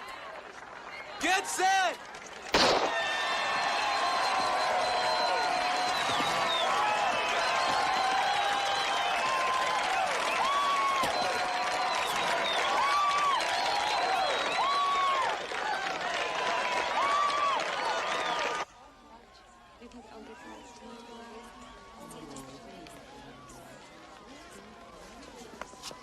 Two, three, six, seven, eight. All right. I want everybody to stop what they're doing right now. I want all you customers to step outside the store. Come on, back there. Let's go. Move it, move it, move it. Come on, let's go. Step, step, step. Move it. Come on, what is this? Come on. All right. Are you Alan Finston? Yes, I am. You have a permit to promote the sale of merchandise on a public beach? I'm not sure. I mean, I guess we don't. Well, in that case, I'm going to have to shut this sale down. No, come on. Hey, baby, how's it going?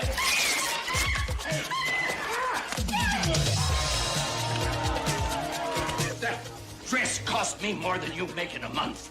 Now you catch those little bastards.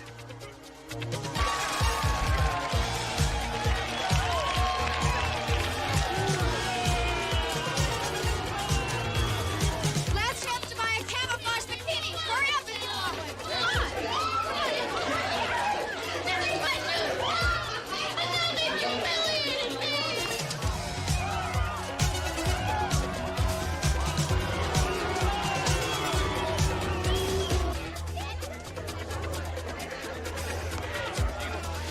Wait, don't buy this.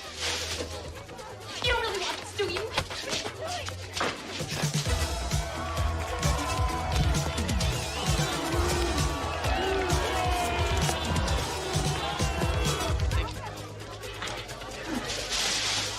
Go on.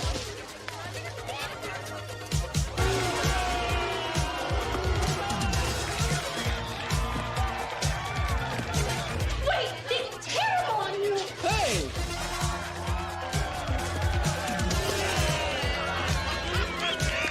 I'll give you $200, not the price. Dude, back off, bitch.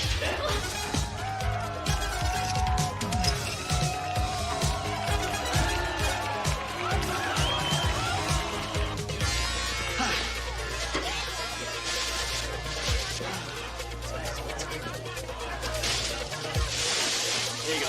Bye-bye.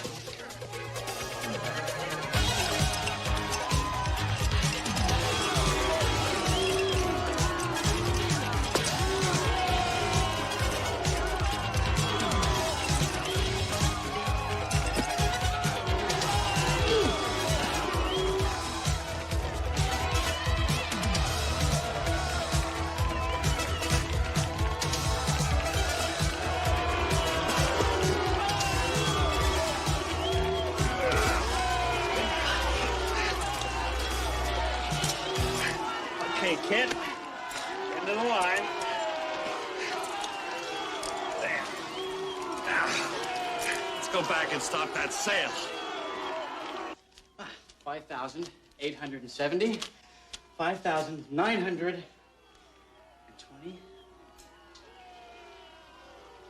No, wait a minute. I don't understand. Neither do I. Our agreement was for $6,000. Yeah, I know that, but we sold out. Maybe I miscounted. Alan, look!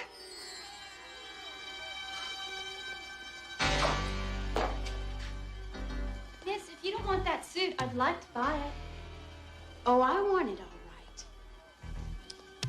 right. Jane, we need that bikini. I beg of you, Jane, just please make a deal with us, okay? We can still work this out. All right, look, Jane, just whatever you do, for God's sakes, please don't rip it, Jane, because if you do, then you're gonna have to pay for it. Isn't that right, officer? That's right.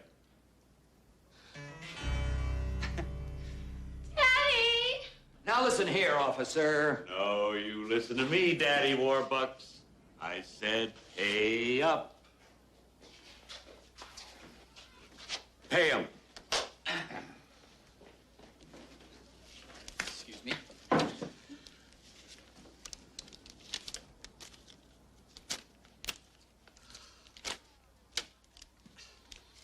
Mr. Green, your money. Mr. Finston, your contract. Art? Yeah, we did it!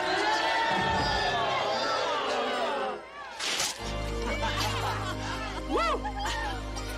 Ah, shit! Would you like a bag for that?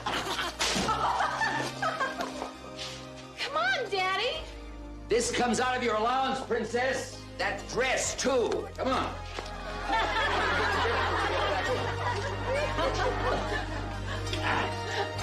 Excuse me. Yes, I join you. Take a number.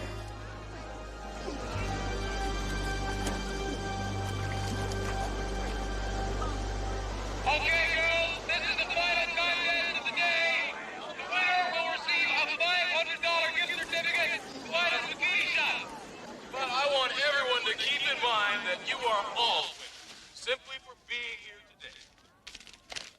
Now, the rest of you winners are going to be walking out of here with nothing. Now, I want to see a good, clean race out there. No bumping, no fair peeking at your neighbor's paper. And if you wish to pass, please do so on the left. Okay, it's time to get wet. Are you ready? Todd, I just read the invoice from that surgical supply house. On your marks. So?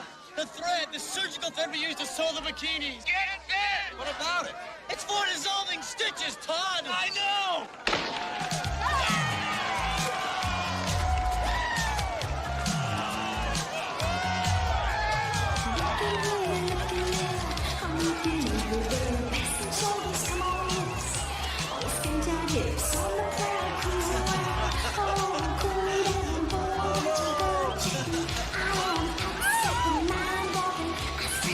Hey, look at me, I'm only looking. Looking is free, I'm only looking. Oh, can't you see I'm only looking? Hey, look at me, I'm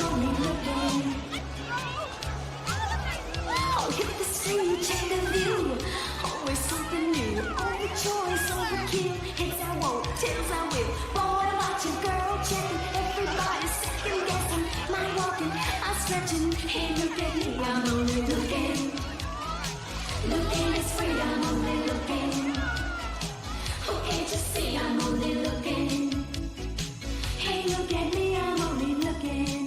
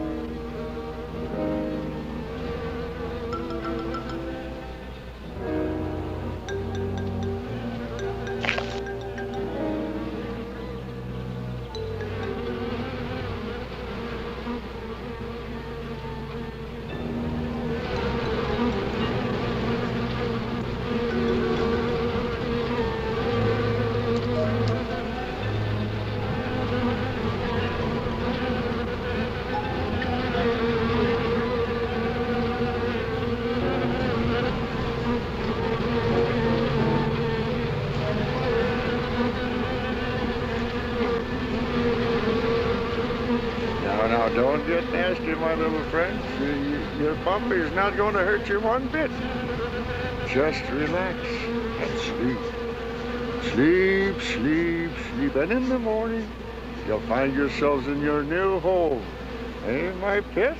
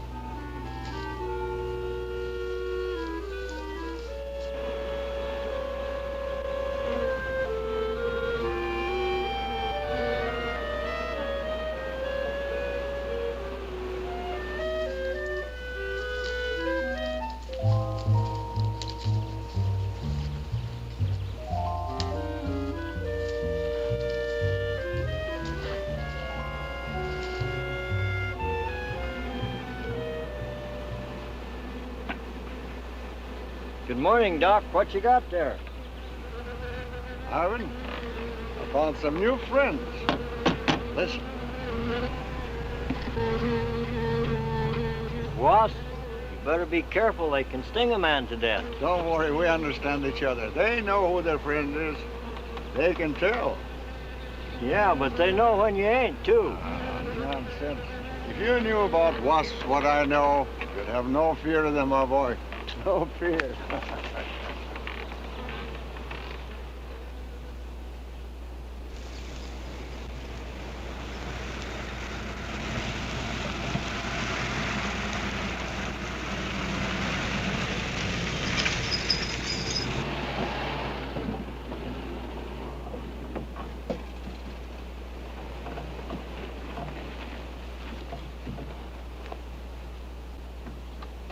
Hey, you! Give us a hand here. Hello there, Mr. Barker. Yeah, surprised to see you out here in the field, sir. How are things running at the front office? Smooth as honey, Renfro. I see here you turned in over 1,000 pounds of orange blossom honey and 400 of beeswax last month, Renfro. Congratulations. You've made the top of the list again. Thank you, sir. Holiday honey needs your kind of man, Renfro. You stay with it, and I can see a bright future for you with the company. Well, I do try to do my best, Mr. Barker. I try to take my inspiration from the bees. Always busy, busy, busy. Yes. What about this fellow, Dr. Zinthrop? Zinthrop? Boy, there's a nut. Him and his bees. You know, it wouldn't surprise me someday to see him flapping his arms, taking off after some queen bee with the rest of the drones. Well, he's paid to do research on royal jelly. Haven't had a progress report from him in a month. Well, he has a little workshop up there back of the orange grove. Keeps a few colonies. I suppose I better go up there and take a look.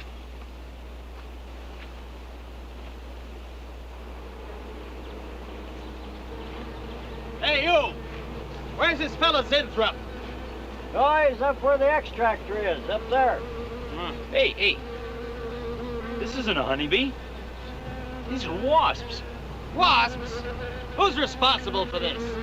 Most likely Dr. Zinthrop, sir. I told you he was a crackpot. Zinthrop, huh? Zinthrop.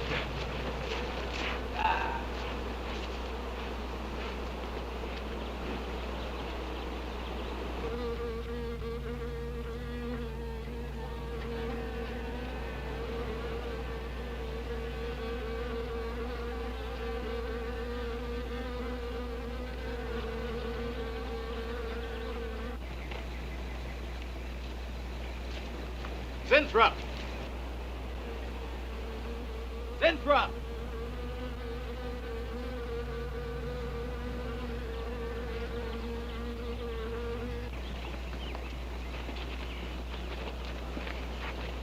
Now look here, Winthrop, what's all this nonsense about wasps? I'm so glad you dropped in, Mr. Walker. Mr. Walker, I'm on the verge of a great discovery. Discovery? What do you mean? Well, sir, I almost perfected a new method of extracting royal jelly from the queen wasp. According to my figures, you're better at extracting funds from the company. Now look here, Winthrop, over $1,000 last month for miscellaneous. Yes, I know. But, Mr. Barker, let me just show you something. Just let me show you something. Already I've learned to slow the process of aging. Soon, I shall be able to reverse it entirely. What are you getting at, Winthrop? Look, what do you see? I see a big dog and a little dog. Let's say an old dog and a young dog. All right, so what? Well, they're exactly the same age. You see, the little one, Greta, has been given regular injections of my compound from the queen wasp. Just like I told you, Mr. Barker. Now look here, Winthrop. I understand about science and progress and all that, but you were attained to extract queen bee royal jelly. Now, it's a health food, a cosmetic. It's not a miracle drug or an elixir of youth. That sort of thing is impossible. Oh, but Mr. Parker... Winthrop, I'm sorry, Winthrop, but I'm gonna have to let you go. You just don't seem to be one of the team. You understand. Good luck. I'm sure you'll fit in somewhere.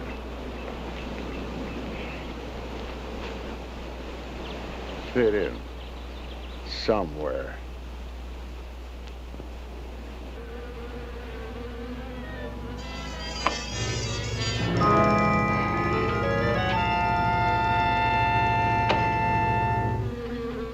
Oh, now, don't worry, my friend.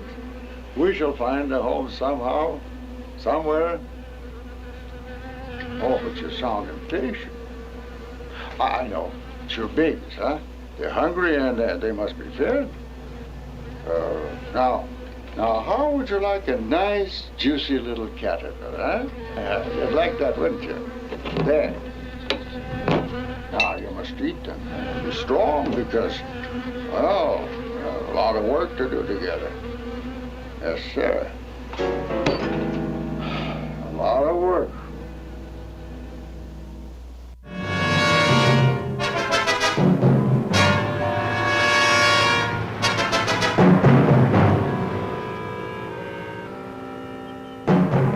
As you can see, gentlemen, sales for the last fiscal quarter have dropped 14.5%.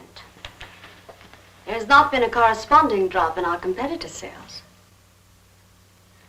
I trust one of you gentlemen has a satisfactory explanation for this decline. Not one little suggestion, gentlemen. We'll start with you, Thompson. As public relations manager, no doubt you have some faint glimmering of what's happening to stolen products. Well, Thompson?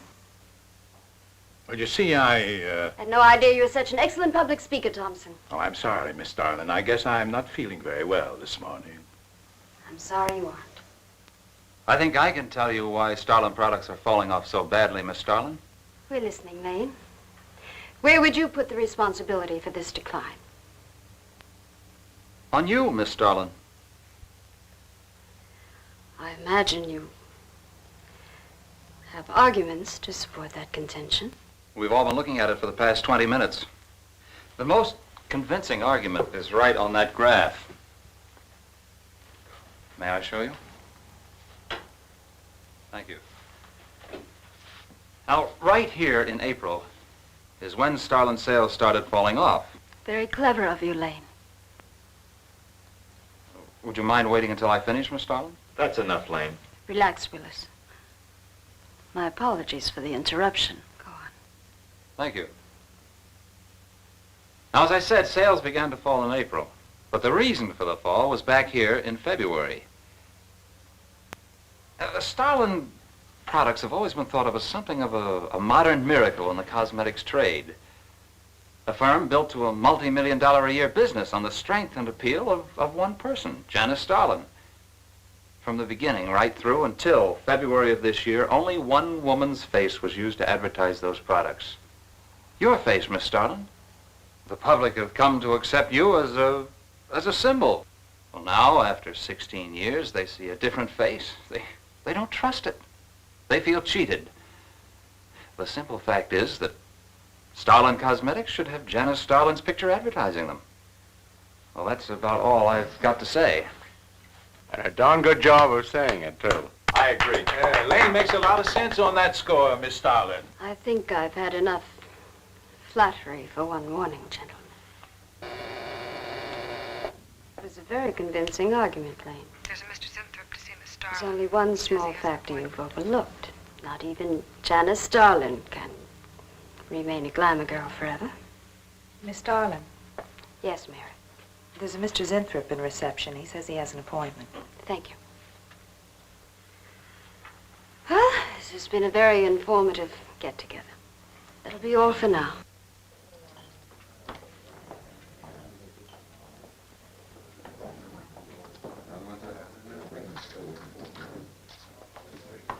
Oh, Arthur, Yes, Miss Starlin. I'd like to see you in my office, please. Sure, Miss Starlin. Take it easy, hotshot.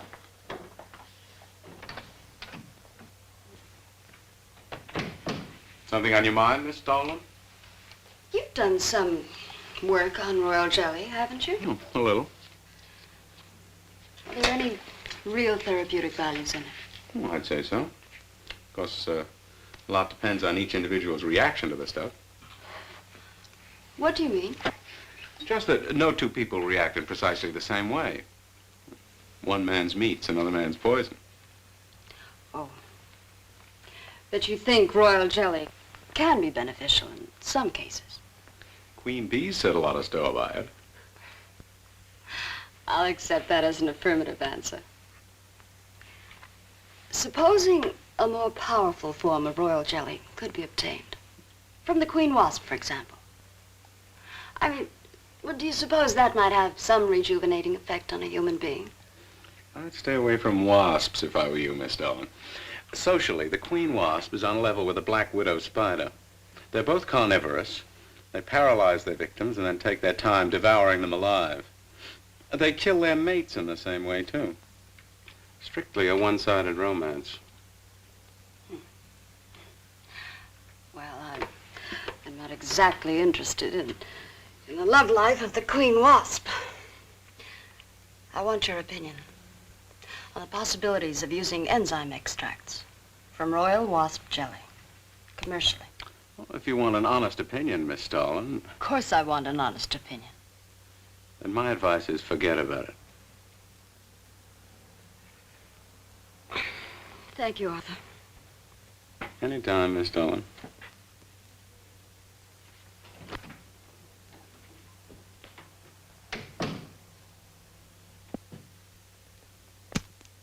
Have Mr. Zinthrop come in. Yes, Miss Starlin. You can go in now, sir. Oh, about time. Janice Starlin Enterprises. Miss Starlin? Yes. How do you do?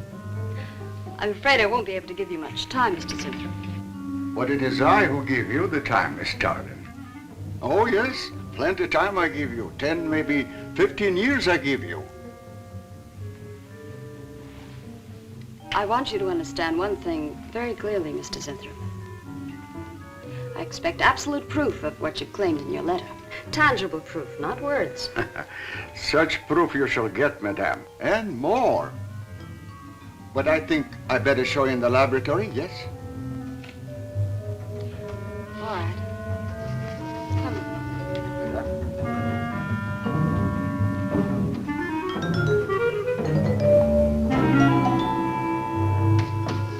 Look.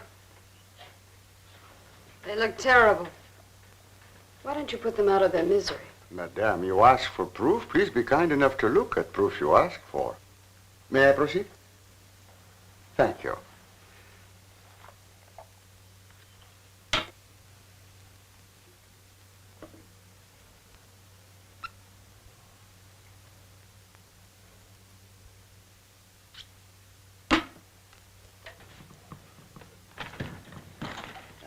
Now, come, little dirty.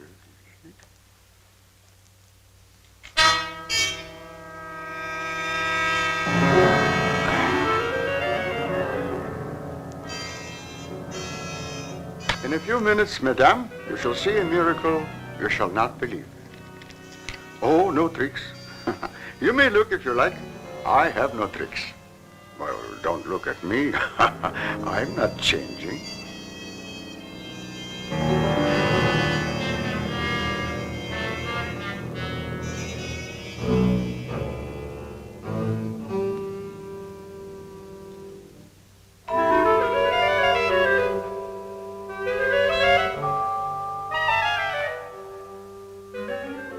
Don't believe it. It's not possible. I see you do not believe one animal, so I bring two. I show you again, yes? Yes, I must be sure. Yes, madame.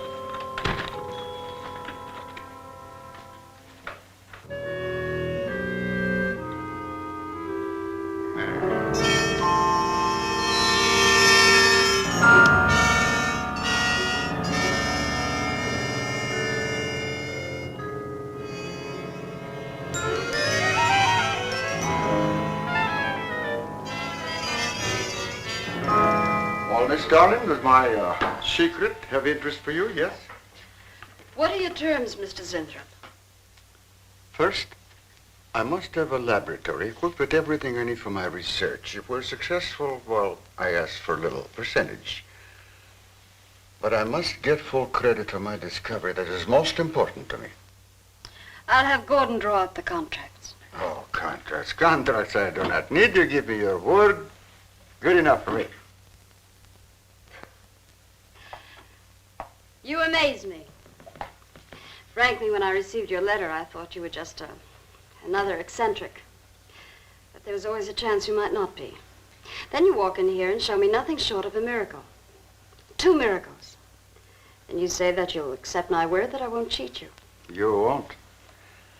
I know you're a good woman, even if you do not like other people to know it.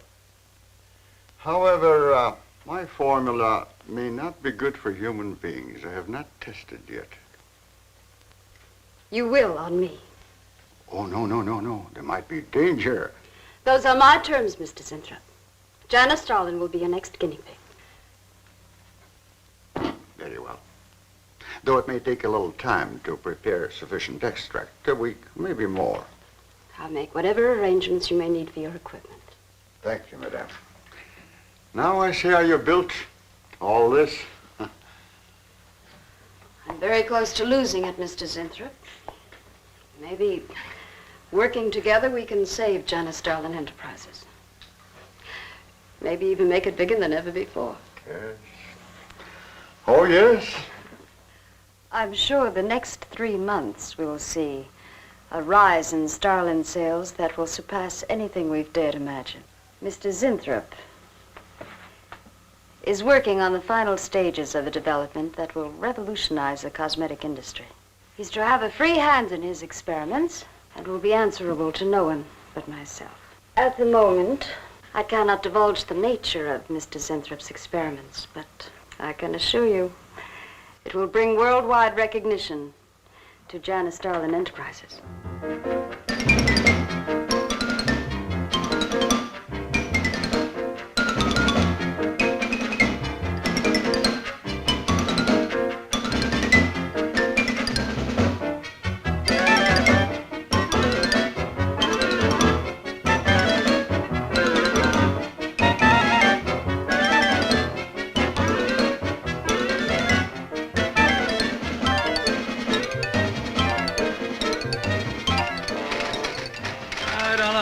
Winthrop must be the granddaddy of all confidence men to take in a gal like Starlin. Why doesn't somebody wise her up? Like you, for instance? Bill, what makes you think Zinthrop really isn't on the level? After all, we don't even know what he's working on. It could be very legitimate. You're as bad as she is. Oh, women. Men. Every time you're stuck for an answer, you always come up with women. You're not getting out of this one so easily. I'd like to know why you think Zinthrop really hasn't got something. Well, you can call it male intuition if you like. It's just that there's something about this whole business that doesn't smell right. The private laboratory, the secret experiments, Zinthrop himself. The only thing that's missing is a genie with a lamp. You better leave the intuition to me. Come on. I'll let you buy me dinner. Buy you dinner? What's happened to your sporting blood? I thought we were going to toss for the check. Oh, no. You won the last 3 times. All right, look, I'll make a deal with you. Dinner is on me if you promise to keep an eye on what goes on in there. What do you want me to do? Read her mail and send you messages in secret code? You could do worse. Oh, no, Mr. Cooper, not you, too. I've been trying to tell Bright Eyes here that I think Zinthrop is a phony and a confidence man. If I were sure of that, I wouldn't be worried. I think he's a lot more dangerous. A quack. Well, I don't follow you, Coop. Well, a confidence man would just be interested in your money. The only damage they can do is to your pocketbook. A quack can be fatal.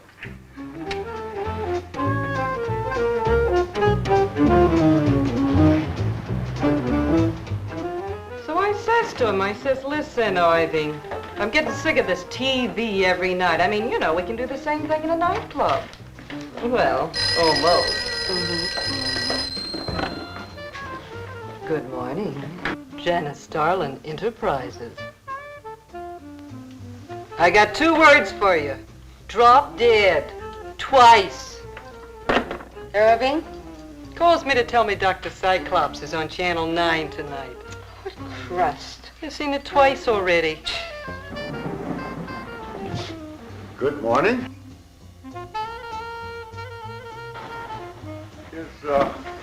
Is Miss Darlin in her office now?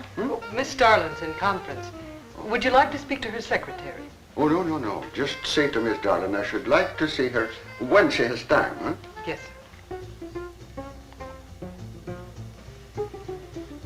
Was there something else, Mr. Zinthrop? Oh, no. Goodbye. Goodbye. Goodbye.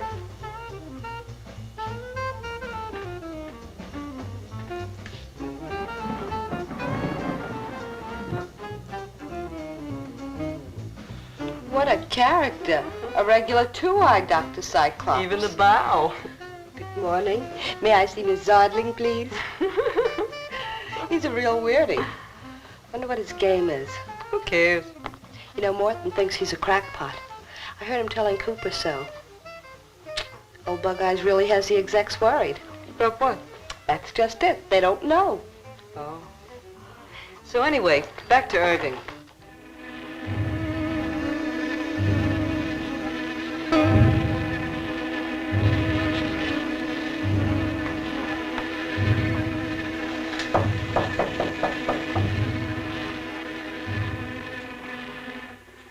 Good morning, Miss Darling. Good morning.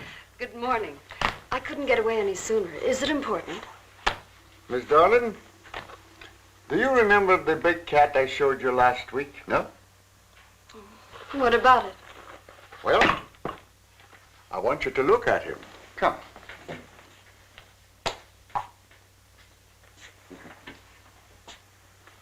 No. Quite a difference, yes? That's incredible. The same mark. It's a cat. You're young again. Can you realize what that means? You're a kitten again. Your whole life to live over. How does it feel? I think perhaps you'll be able to find out for yourself, Miss Darling. Today will be your first injection. Come.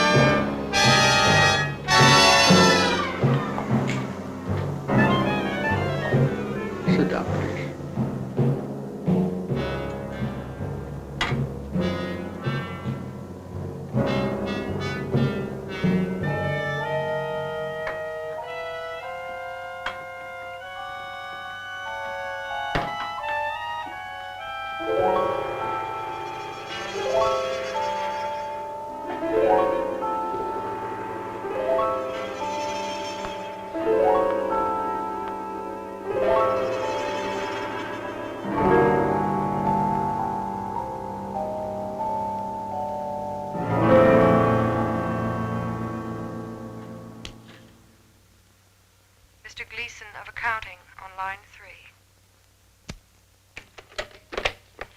What is it, Gleason?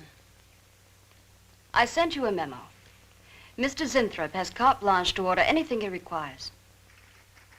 It is no concern of yours, Gleason. Make out a check for the full amount.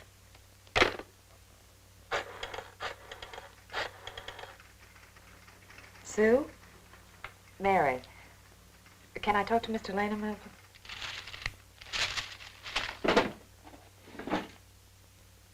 Bill? Hey, listen. Gleason just got a bill for $2,300. Zinthrop. Enzyme extracts.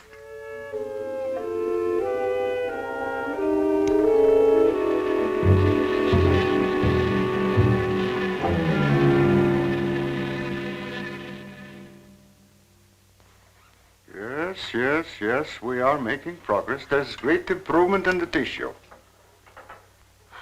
Why is it taking so long? It's the 3rd week. You forget, my dear, there's more to you than a little kitten, no? Besides, there's a difference in metabolism. Why not increase the dosage? Wouldn't that step up the process? Patience, my dear, patience. We must tread lightly, with care. Your arm, please.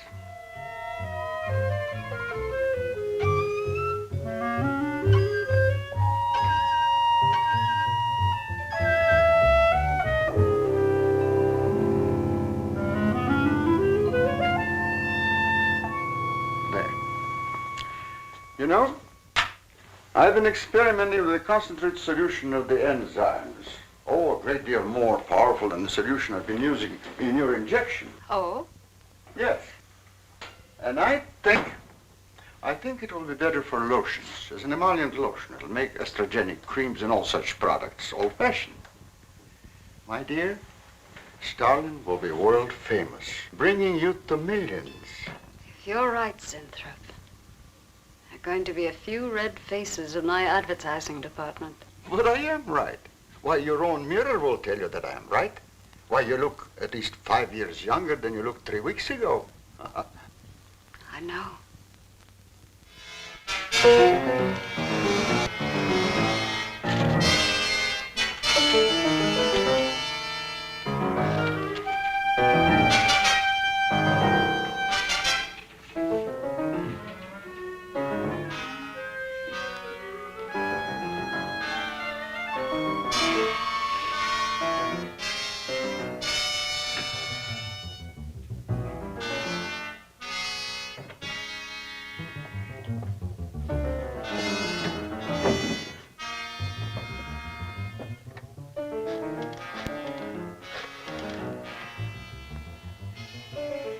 Will you let me talk to Bill a minute, Sue? Thanks. Bill, I think I've got it. Yeah, I'm a nervous wreck. At lunch. You'll have to translate for me, Coop. I'm not very good at that technical stuff. Pseudo-technical. Mr. Zinthrop's a very capable confidence man, from what I read in his letter.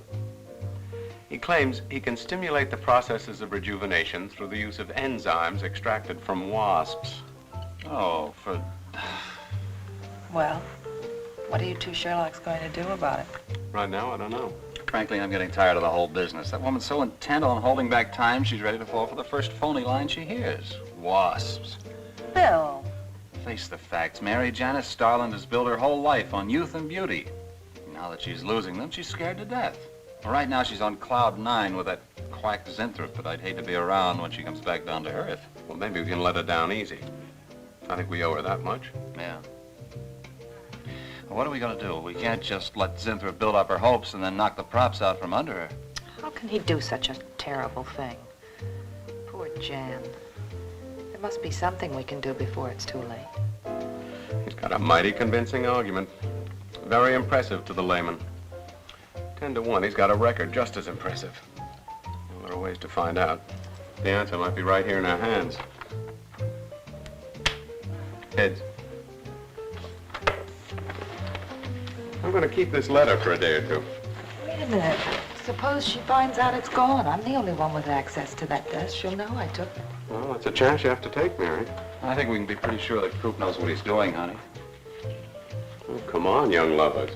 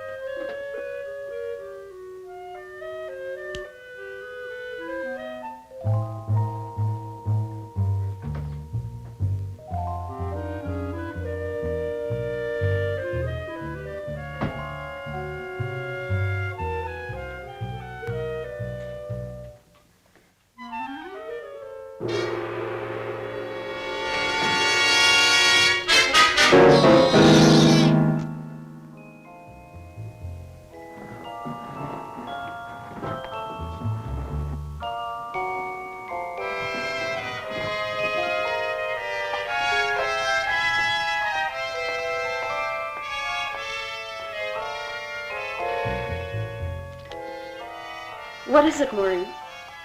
It is you, Miss Darling. Of course it's me. Who did you think it was? Well, you look so different. Finish your nails. Maureen. Hmm? I think your phone is ringing. Oh, yes, Miss Starlin. Good morning. Janice Starlin Enterprises. Gentlemen, Janice Starlin Enterprises is about to start on the most widespread publicity campaign in the history of the cosmetic industry. Our slogan will be, Return to Youth with Janice Starlin. When Mr. Sinthrop arrives, there will be a press interview, and all questions regarding the rejuvenation process will be referred to him. That'll be all for now, gentlemen. It's amazing. Oh, it's wonderful. You look marvelous. I said that will be all for now, gentlemen. Good morning.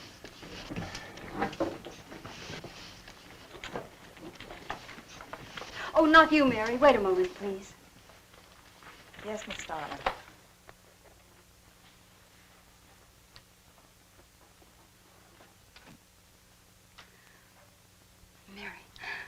Isn't it wonderful? It's a miracle. A wonderful, incredible miracle. We were so worried about you. We really thought you were in danger. We even went to plotting how to rescue you from Mr. Zinthrop. It all seems so silly. It seems ridiculous. Oh, Mary. Mary, how old do I look? Tell me. How old? How old do I look? Tell me. How old? 23, maybe 22. That's how old I was when I started Janice Starlin Enterprises. Do you realize what that means? I'm back where I started, 18 years ago, with what it took 18 years to accomplish. It's like a dream.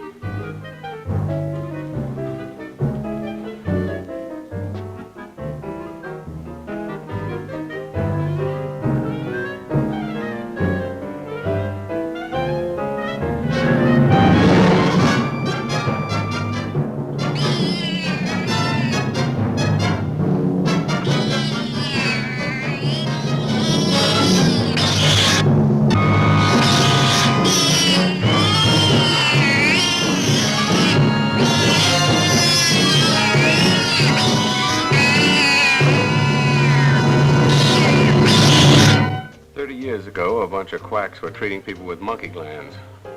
Seemed to work for a while, and then the deterioration set in. That's awful. Do you think that will happen to Jan? I don't know. If I could just get inside of his lab and run a breakdown on what he's using.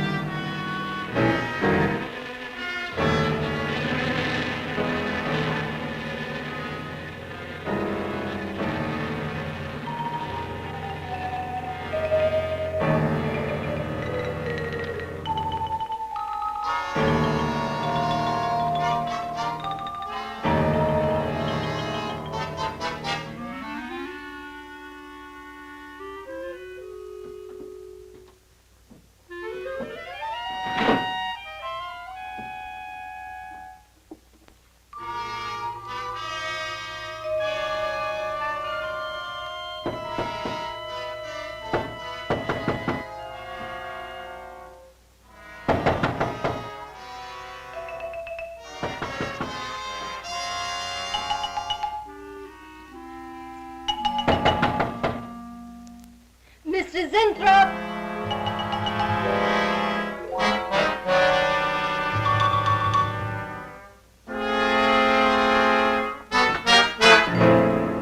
Mr. Zinthrop? Mr. Zinthrop?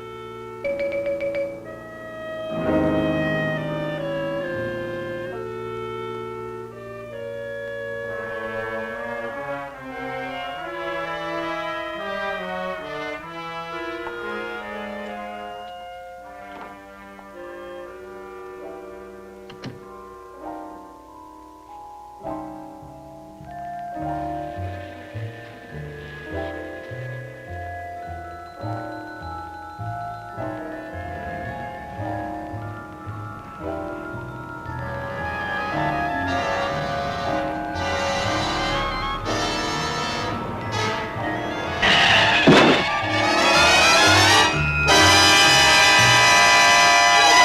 want you to find him, Mr. Hellman.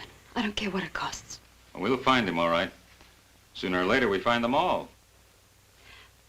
Time is vital, Mr. Hellman. Every hour he's gone, it means more than you can possibly imagine. Well, you haven't given me very much to go on. No home address, no former employer, no phone. This is just like starting from scratch. Mr. Zinthrop wasn't a conventional employee.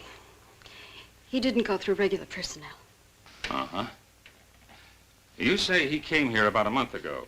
Well, how did he come here, Miss Starlin? He just didn't walk in off the street, did he? The letter. Right here in my drawer. Maybe, one of the other drawers. So that's what she meant. What who meant? Starlin, the letter's been taken and you think you know who took it, is that right? My secretary, Miss Dennison. You got her address handy?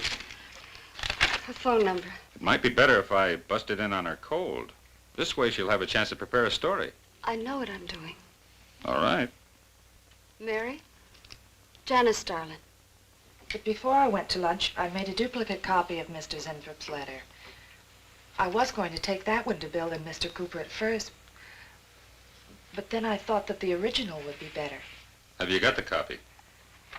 Yes, it's in my desk. Get that copy, Miss Dennison. 946 West 73rd Street, Manhattan. Yeah, that's right. Get right on it, Jerry, and check back with me as soon as you can.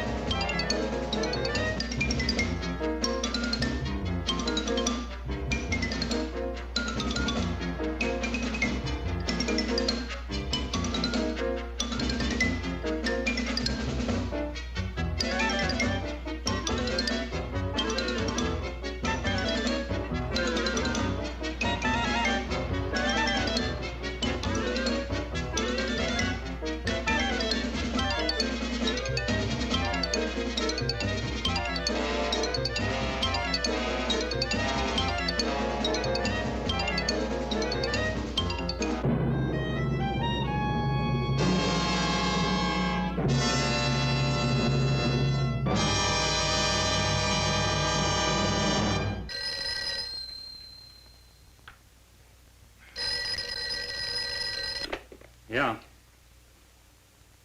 Oh. You're sure he's our boy? Uh-huh. Is he? Central emergency. Mm-hmm. Right. Well, it looks like we've got him. There's a John Doe down at Central Emergency, auto accident. There's no identification on him, but he was wearing a lab smock and Phil Zinthrop's description. Mary, get my coat and Len, get a cab downstairs. Is he badly hurt? Head injury, general contusion to the body.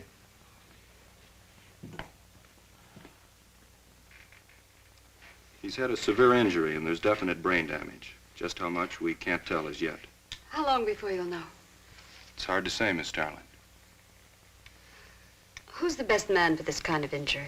Well, there's several top specialists. Get the best. I'll take full responsibility for the expenses. Yes, Miss Starlin.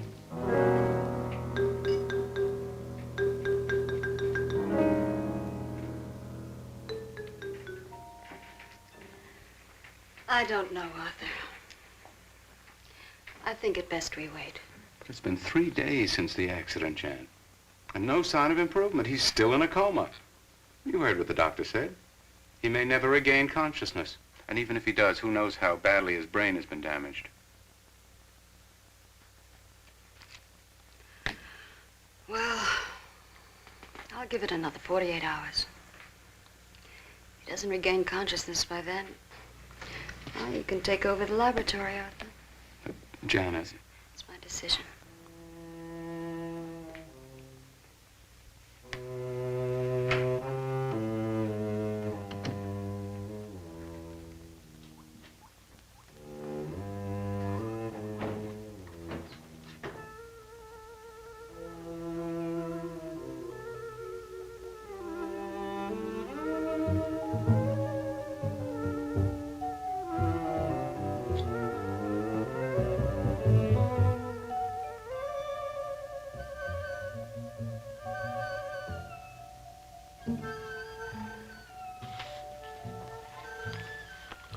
Incredible. Right in front of our noses. We can't have used it all. I could run a qualitative analysis.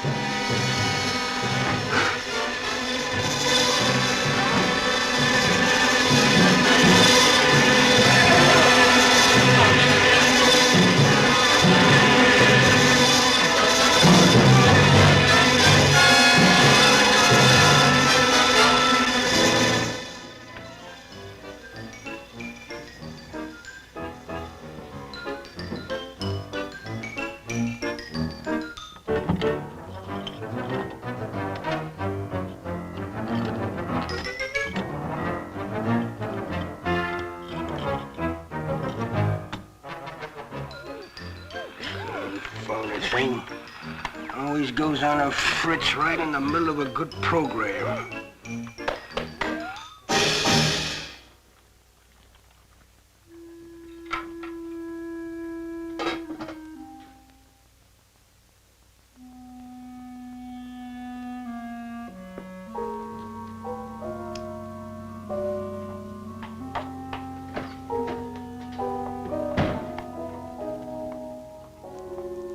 I want this to be the biggest advertising campaign in the history of cosmetic advertising.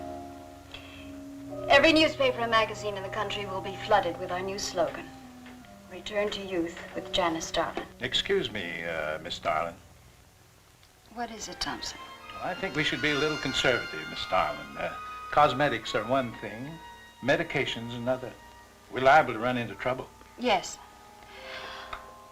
All advertising copy will be cleared through your office. Well, it's a touchy business, you know. Max is right, Miss Starlin. You don't have to second the motion, Lane.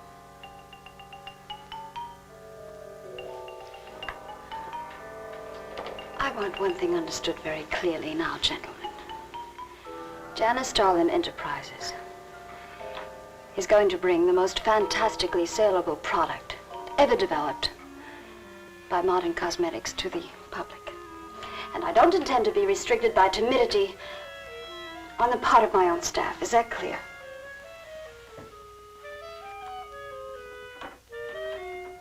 Are you all right, Mr. Harlan? It's just a little headache, Mary. I'm fine. Can I get you something? I'm all right. I'm all right. Thank you. I have some aspirin in my purse. It's all right, Mary. Well, that'll be all for now, gentlemen.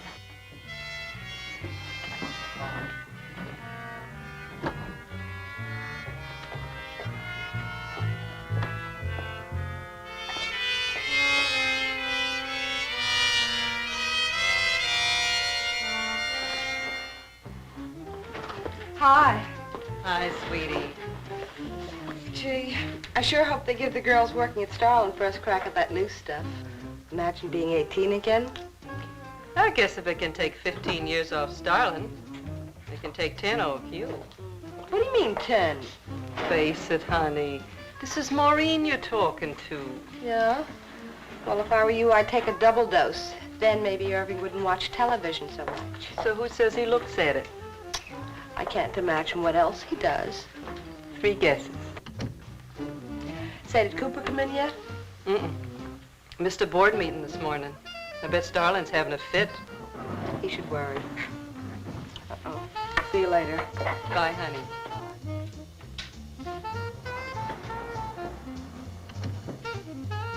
Hi, pretty puss. You know where, Miss Starlin's office is? Sweet number 1. La-dee-da, the Duchess of Flatbush herself. How'd you like to have this phone wrapped around your ear, wise guy? It's more like it, sister.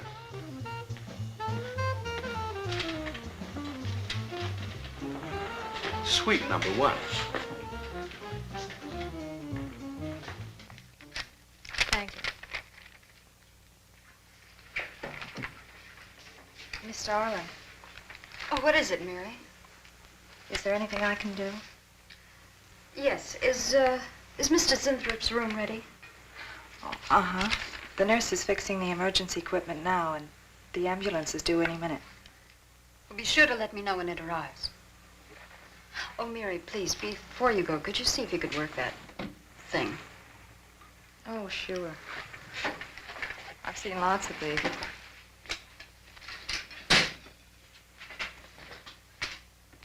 Oh, simple enough. That'll be all, Mary. Thank you. We've had a room especially made over for you, Mr. Zinthrop. And Miss Warren has a room adjoining yours, so there'll be someone near you at all times. Thank you. Thank you. When you're feeling better, Mr. Zinthrop, there are a few things I'd like to discuss with you. Good, good.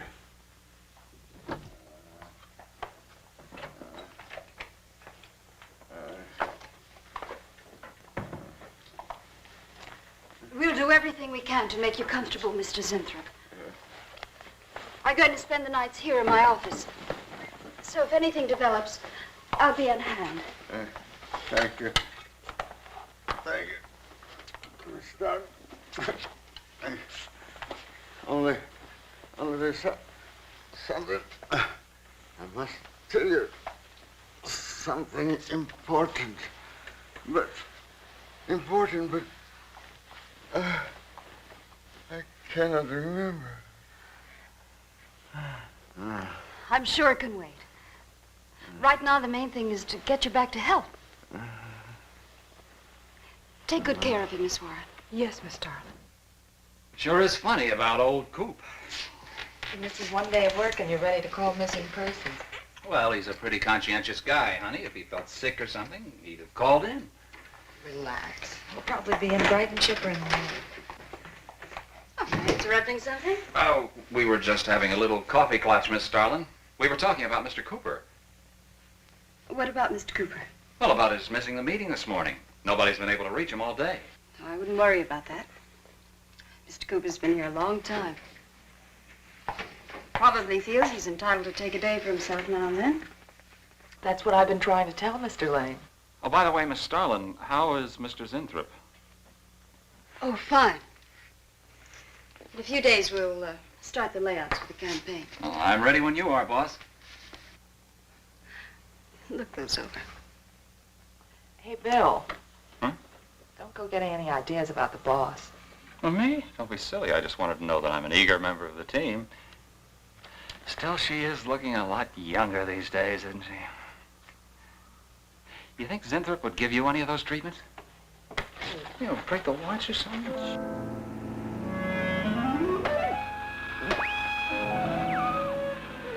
Guarantee you there's two.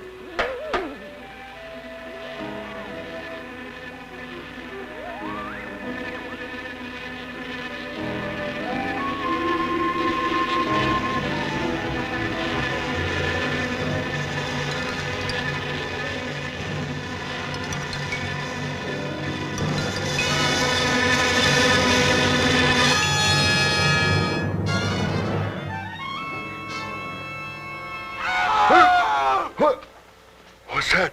What? Here, lie back now. You just had a bad dream. Lie down now. Oh, Go to sleep. Such horrible sound. Like a nightmare. It's a bad dream. Lie down. Just a dream. Tell Mr. Green that personnel is his responsibility. I have other things to think about than worrying whether the night watchman walked off the job. Well, that's just it, Miss Starlin. Mr. Green feels that the watchman never left the building. His lunch pail and his raincoat are still in the basement. I don't want to hear anything more about it, Mary. All right, Miss Starlin. We'll use these. Oh, fine. She swears she heard a scream from one of the other floors. Zinthrop heard it too, but she convinced him he was having a bad dream. Oh, maybe they both were. That's not funny anymore, Mary. There's something going on in that building. And I'm going to find out what it is. How? Have a look around Cooper's lab, for one thing. After that, I don't know. Hold it steady. Bill, this is crazy. We could really get in trouble.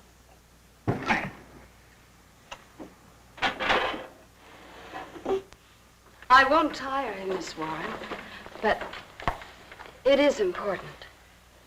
All right, Miss Starlin. I'll be in my room. Zinthrop. Zinthrop, you've got to help me. Something's happening. Something's happening to me. I can't control it. There is something I must remember, but I can't. Try to think. The Wasp enzymes. The extracts you were experimenting with before the accident. Try to think.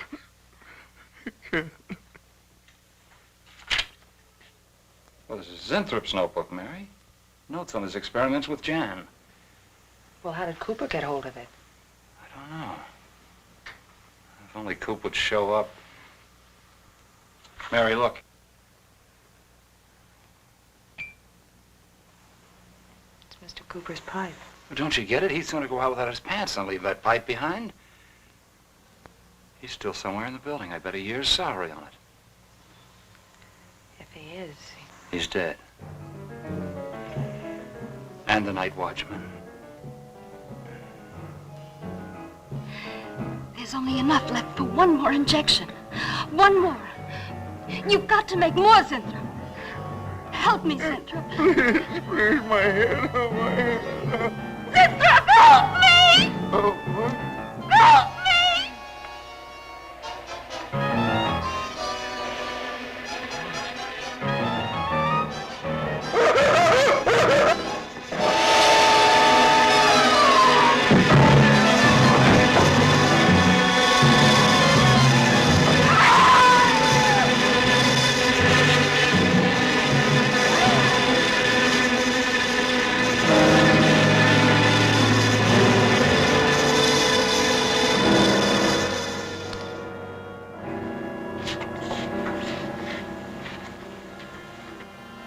Is he asleep? I don't know.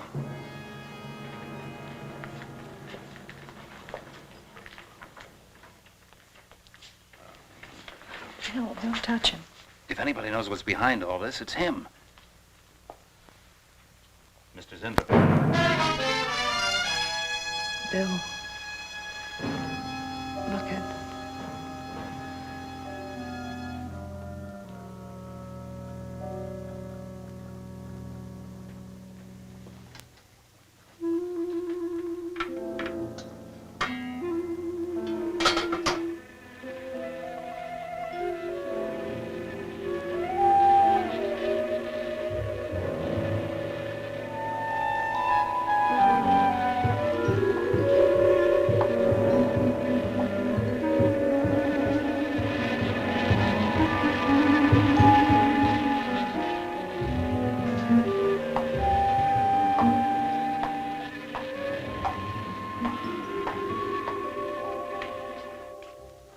Her coat, purse, and everything else are still in there. She wouldn't go out without her purse. Bill, let's get out of here. I don't like it. The cat. The cat. You must warn her. Mr. Zinthrop. Who are you? Well, there's nothing to be alarmed about, Mr. Zinthrop. I'm Bill Lane, and this is Miss Dennison, Miss Starlin's secretary. Miss Starlin. The cat. What about a cat? Must warn her. Injections.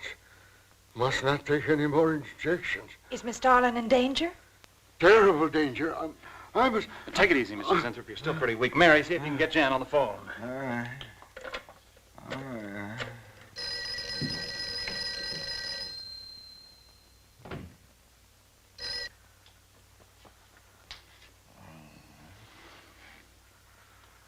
There's no answer. Oh, Miss Darlin? Is that you, Mary? Where are you? We're in the building. We're in Mr. Zinthrop's room. Something's happened down here. Let me talk to her. Hello, Miss Starlin. This is Lane. Why are you and Mary still in the building? It's after 10. Oh, I must help. I'm Don't let him get up, responsible. Mary. Yeah. I must help. I must not I hold can't me explain back. now, Miss Starlin. I must go. Hang on to her. I must help. You must not hold me back. Don't worry, Mr. Zinthrop. We won't let anything happen to Miss Darlin. Hello. Hello, Miss Starlin. What's going on down there? Stay in your office. I'll be right up. Keep an eye on Zinthrop, honey. I'm going upstairs. Oh, no. The insects. The insects. Take it easy, Mr. Zinthrop. You do not understand. Miss Darling, she's in danger. I must warn. Look, I'll have to stay here. You go for Jan. Okay. When you get up there, call the police. You can't get outside on this phone. All right, I'll hurry.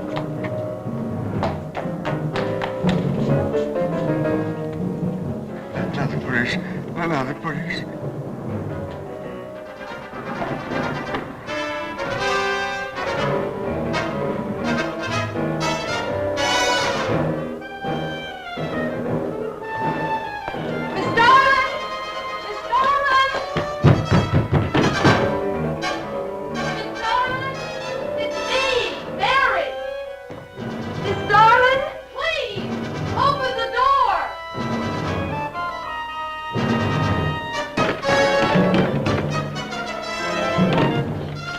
Mary, Starlin, please. Will you please call the police? What for?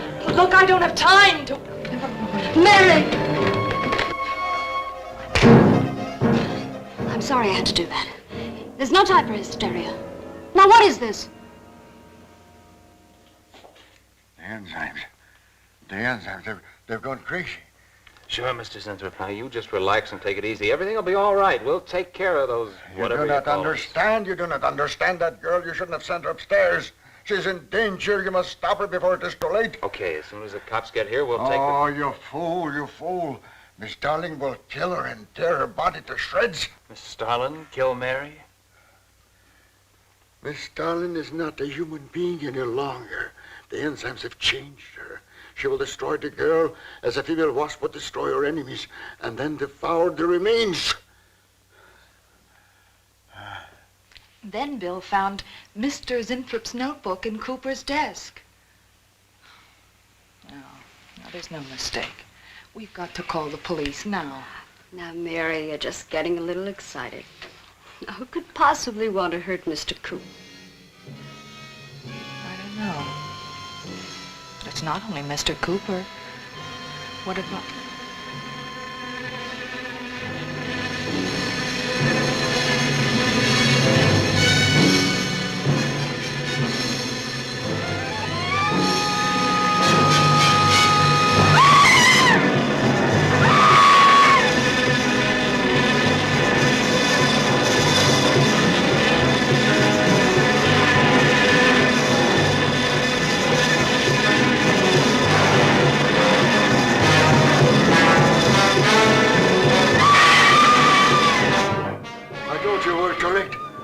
Mary!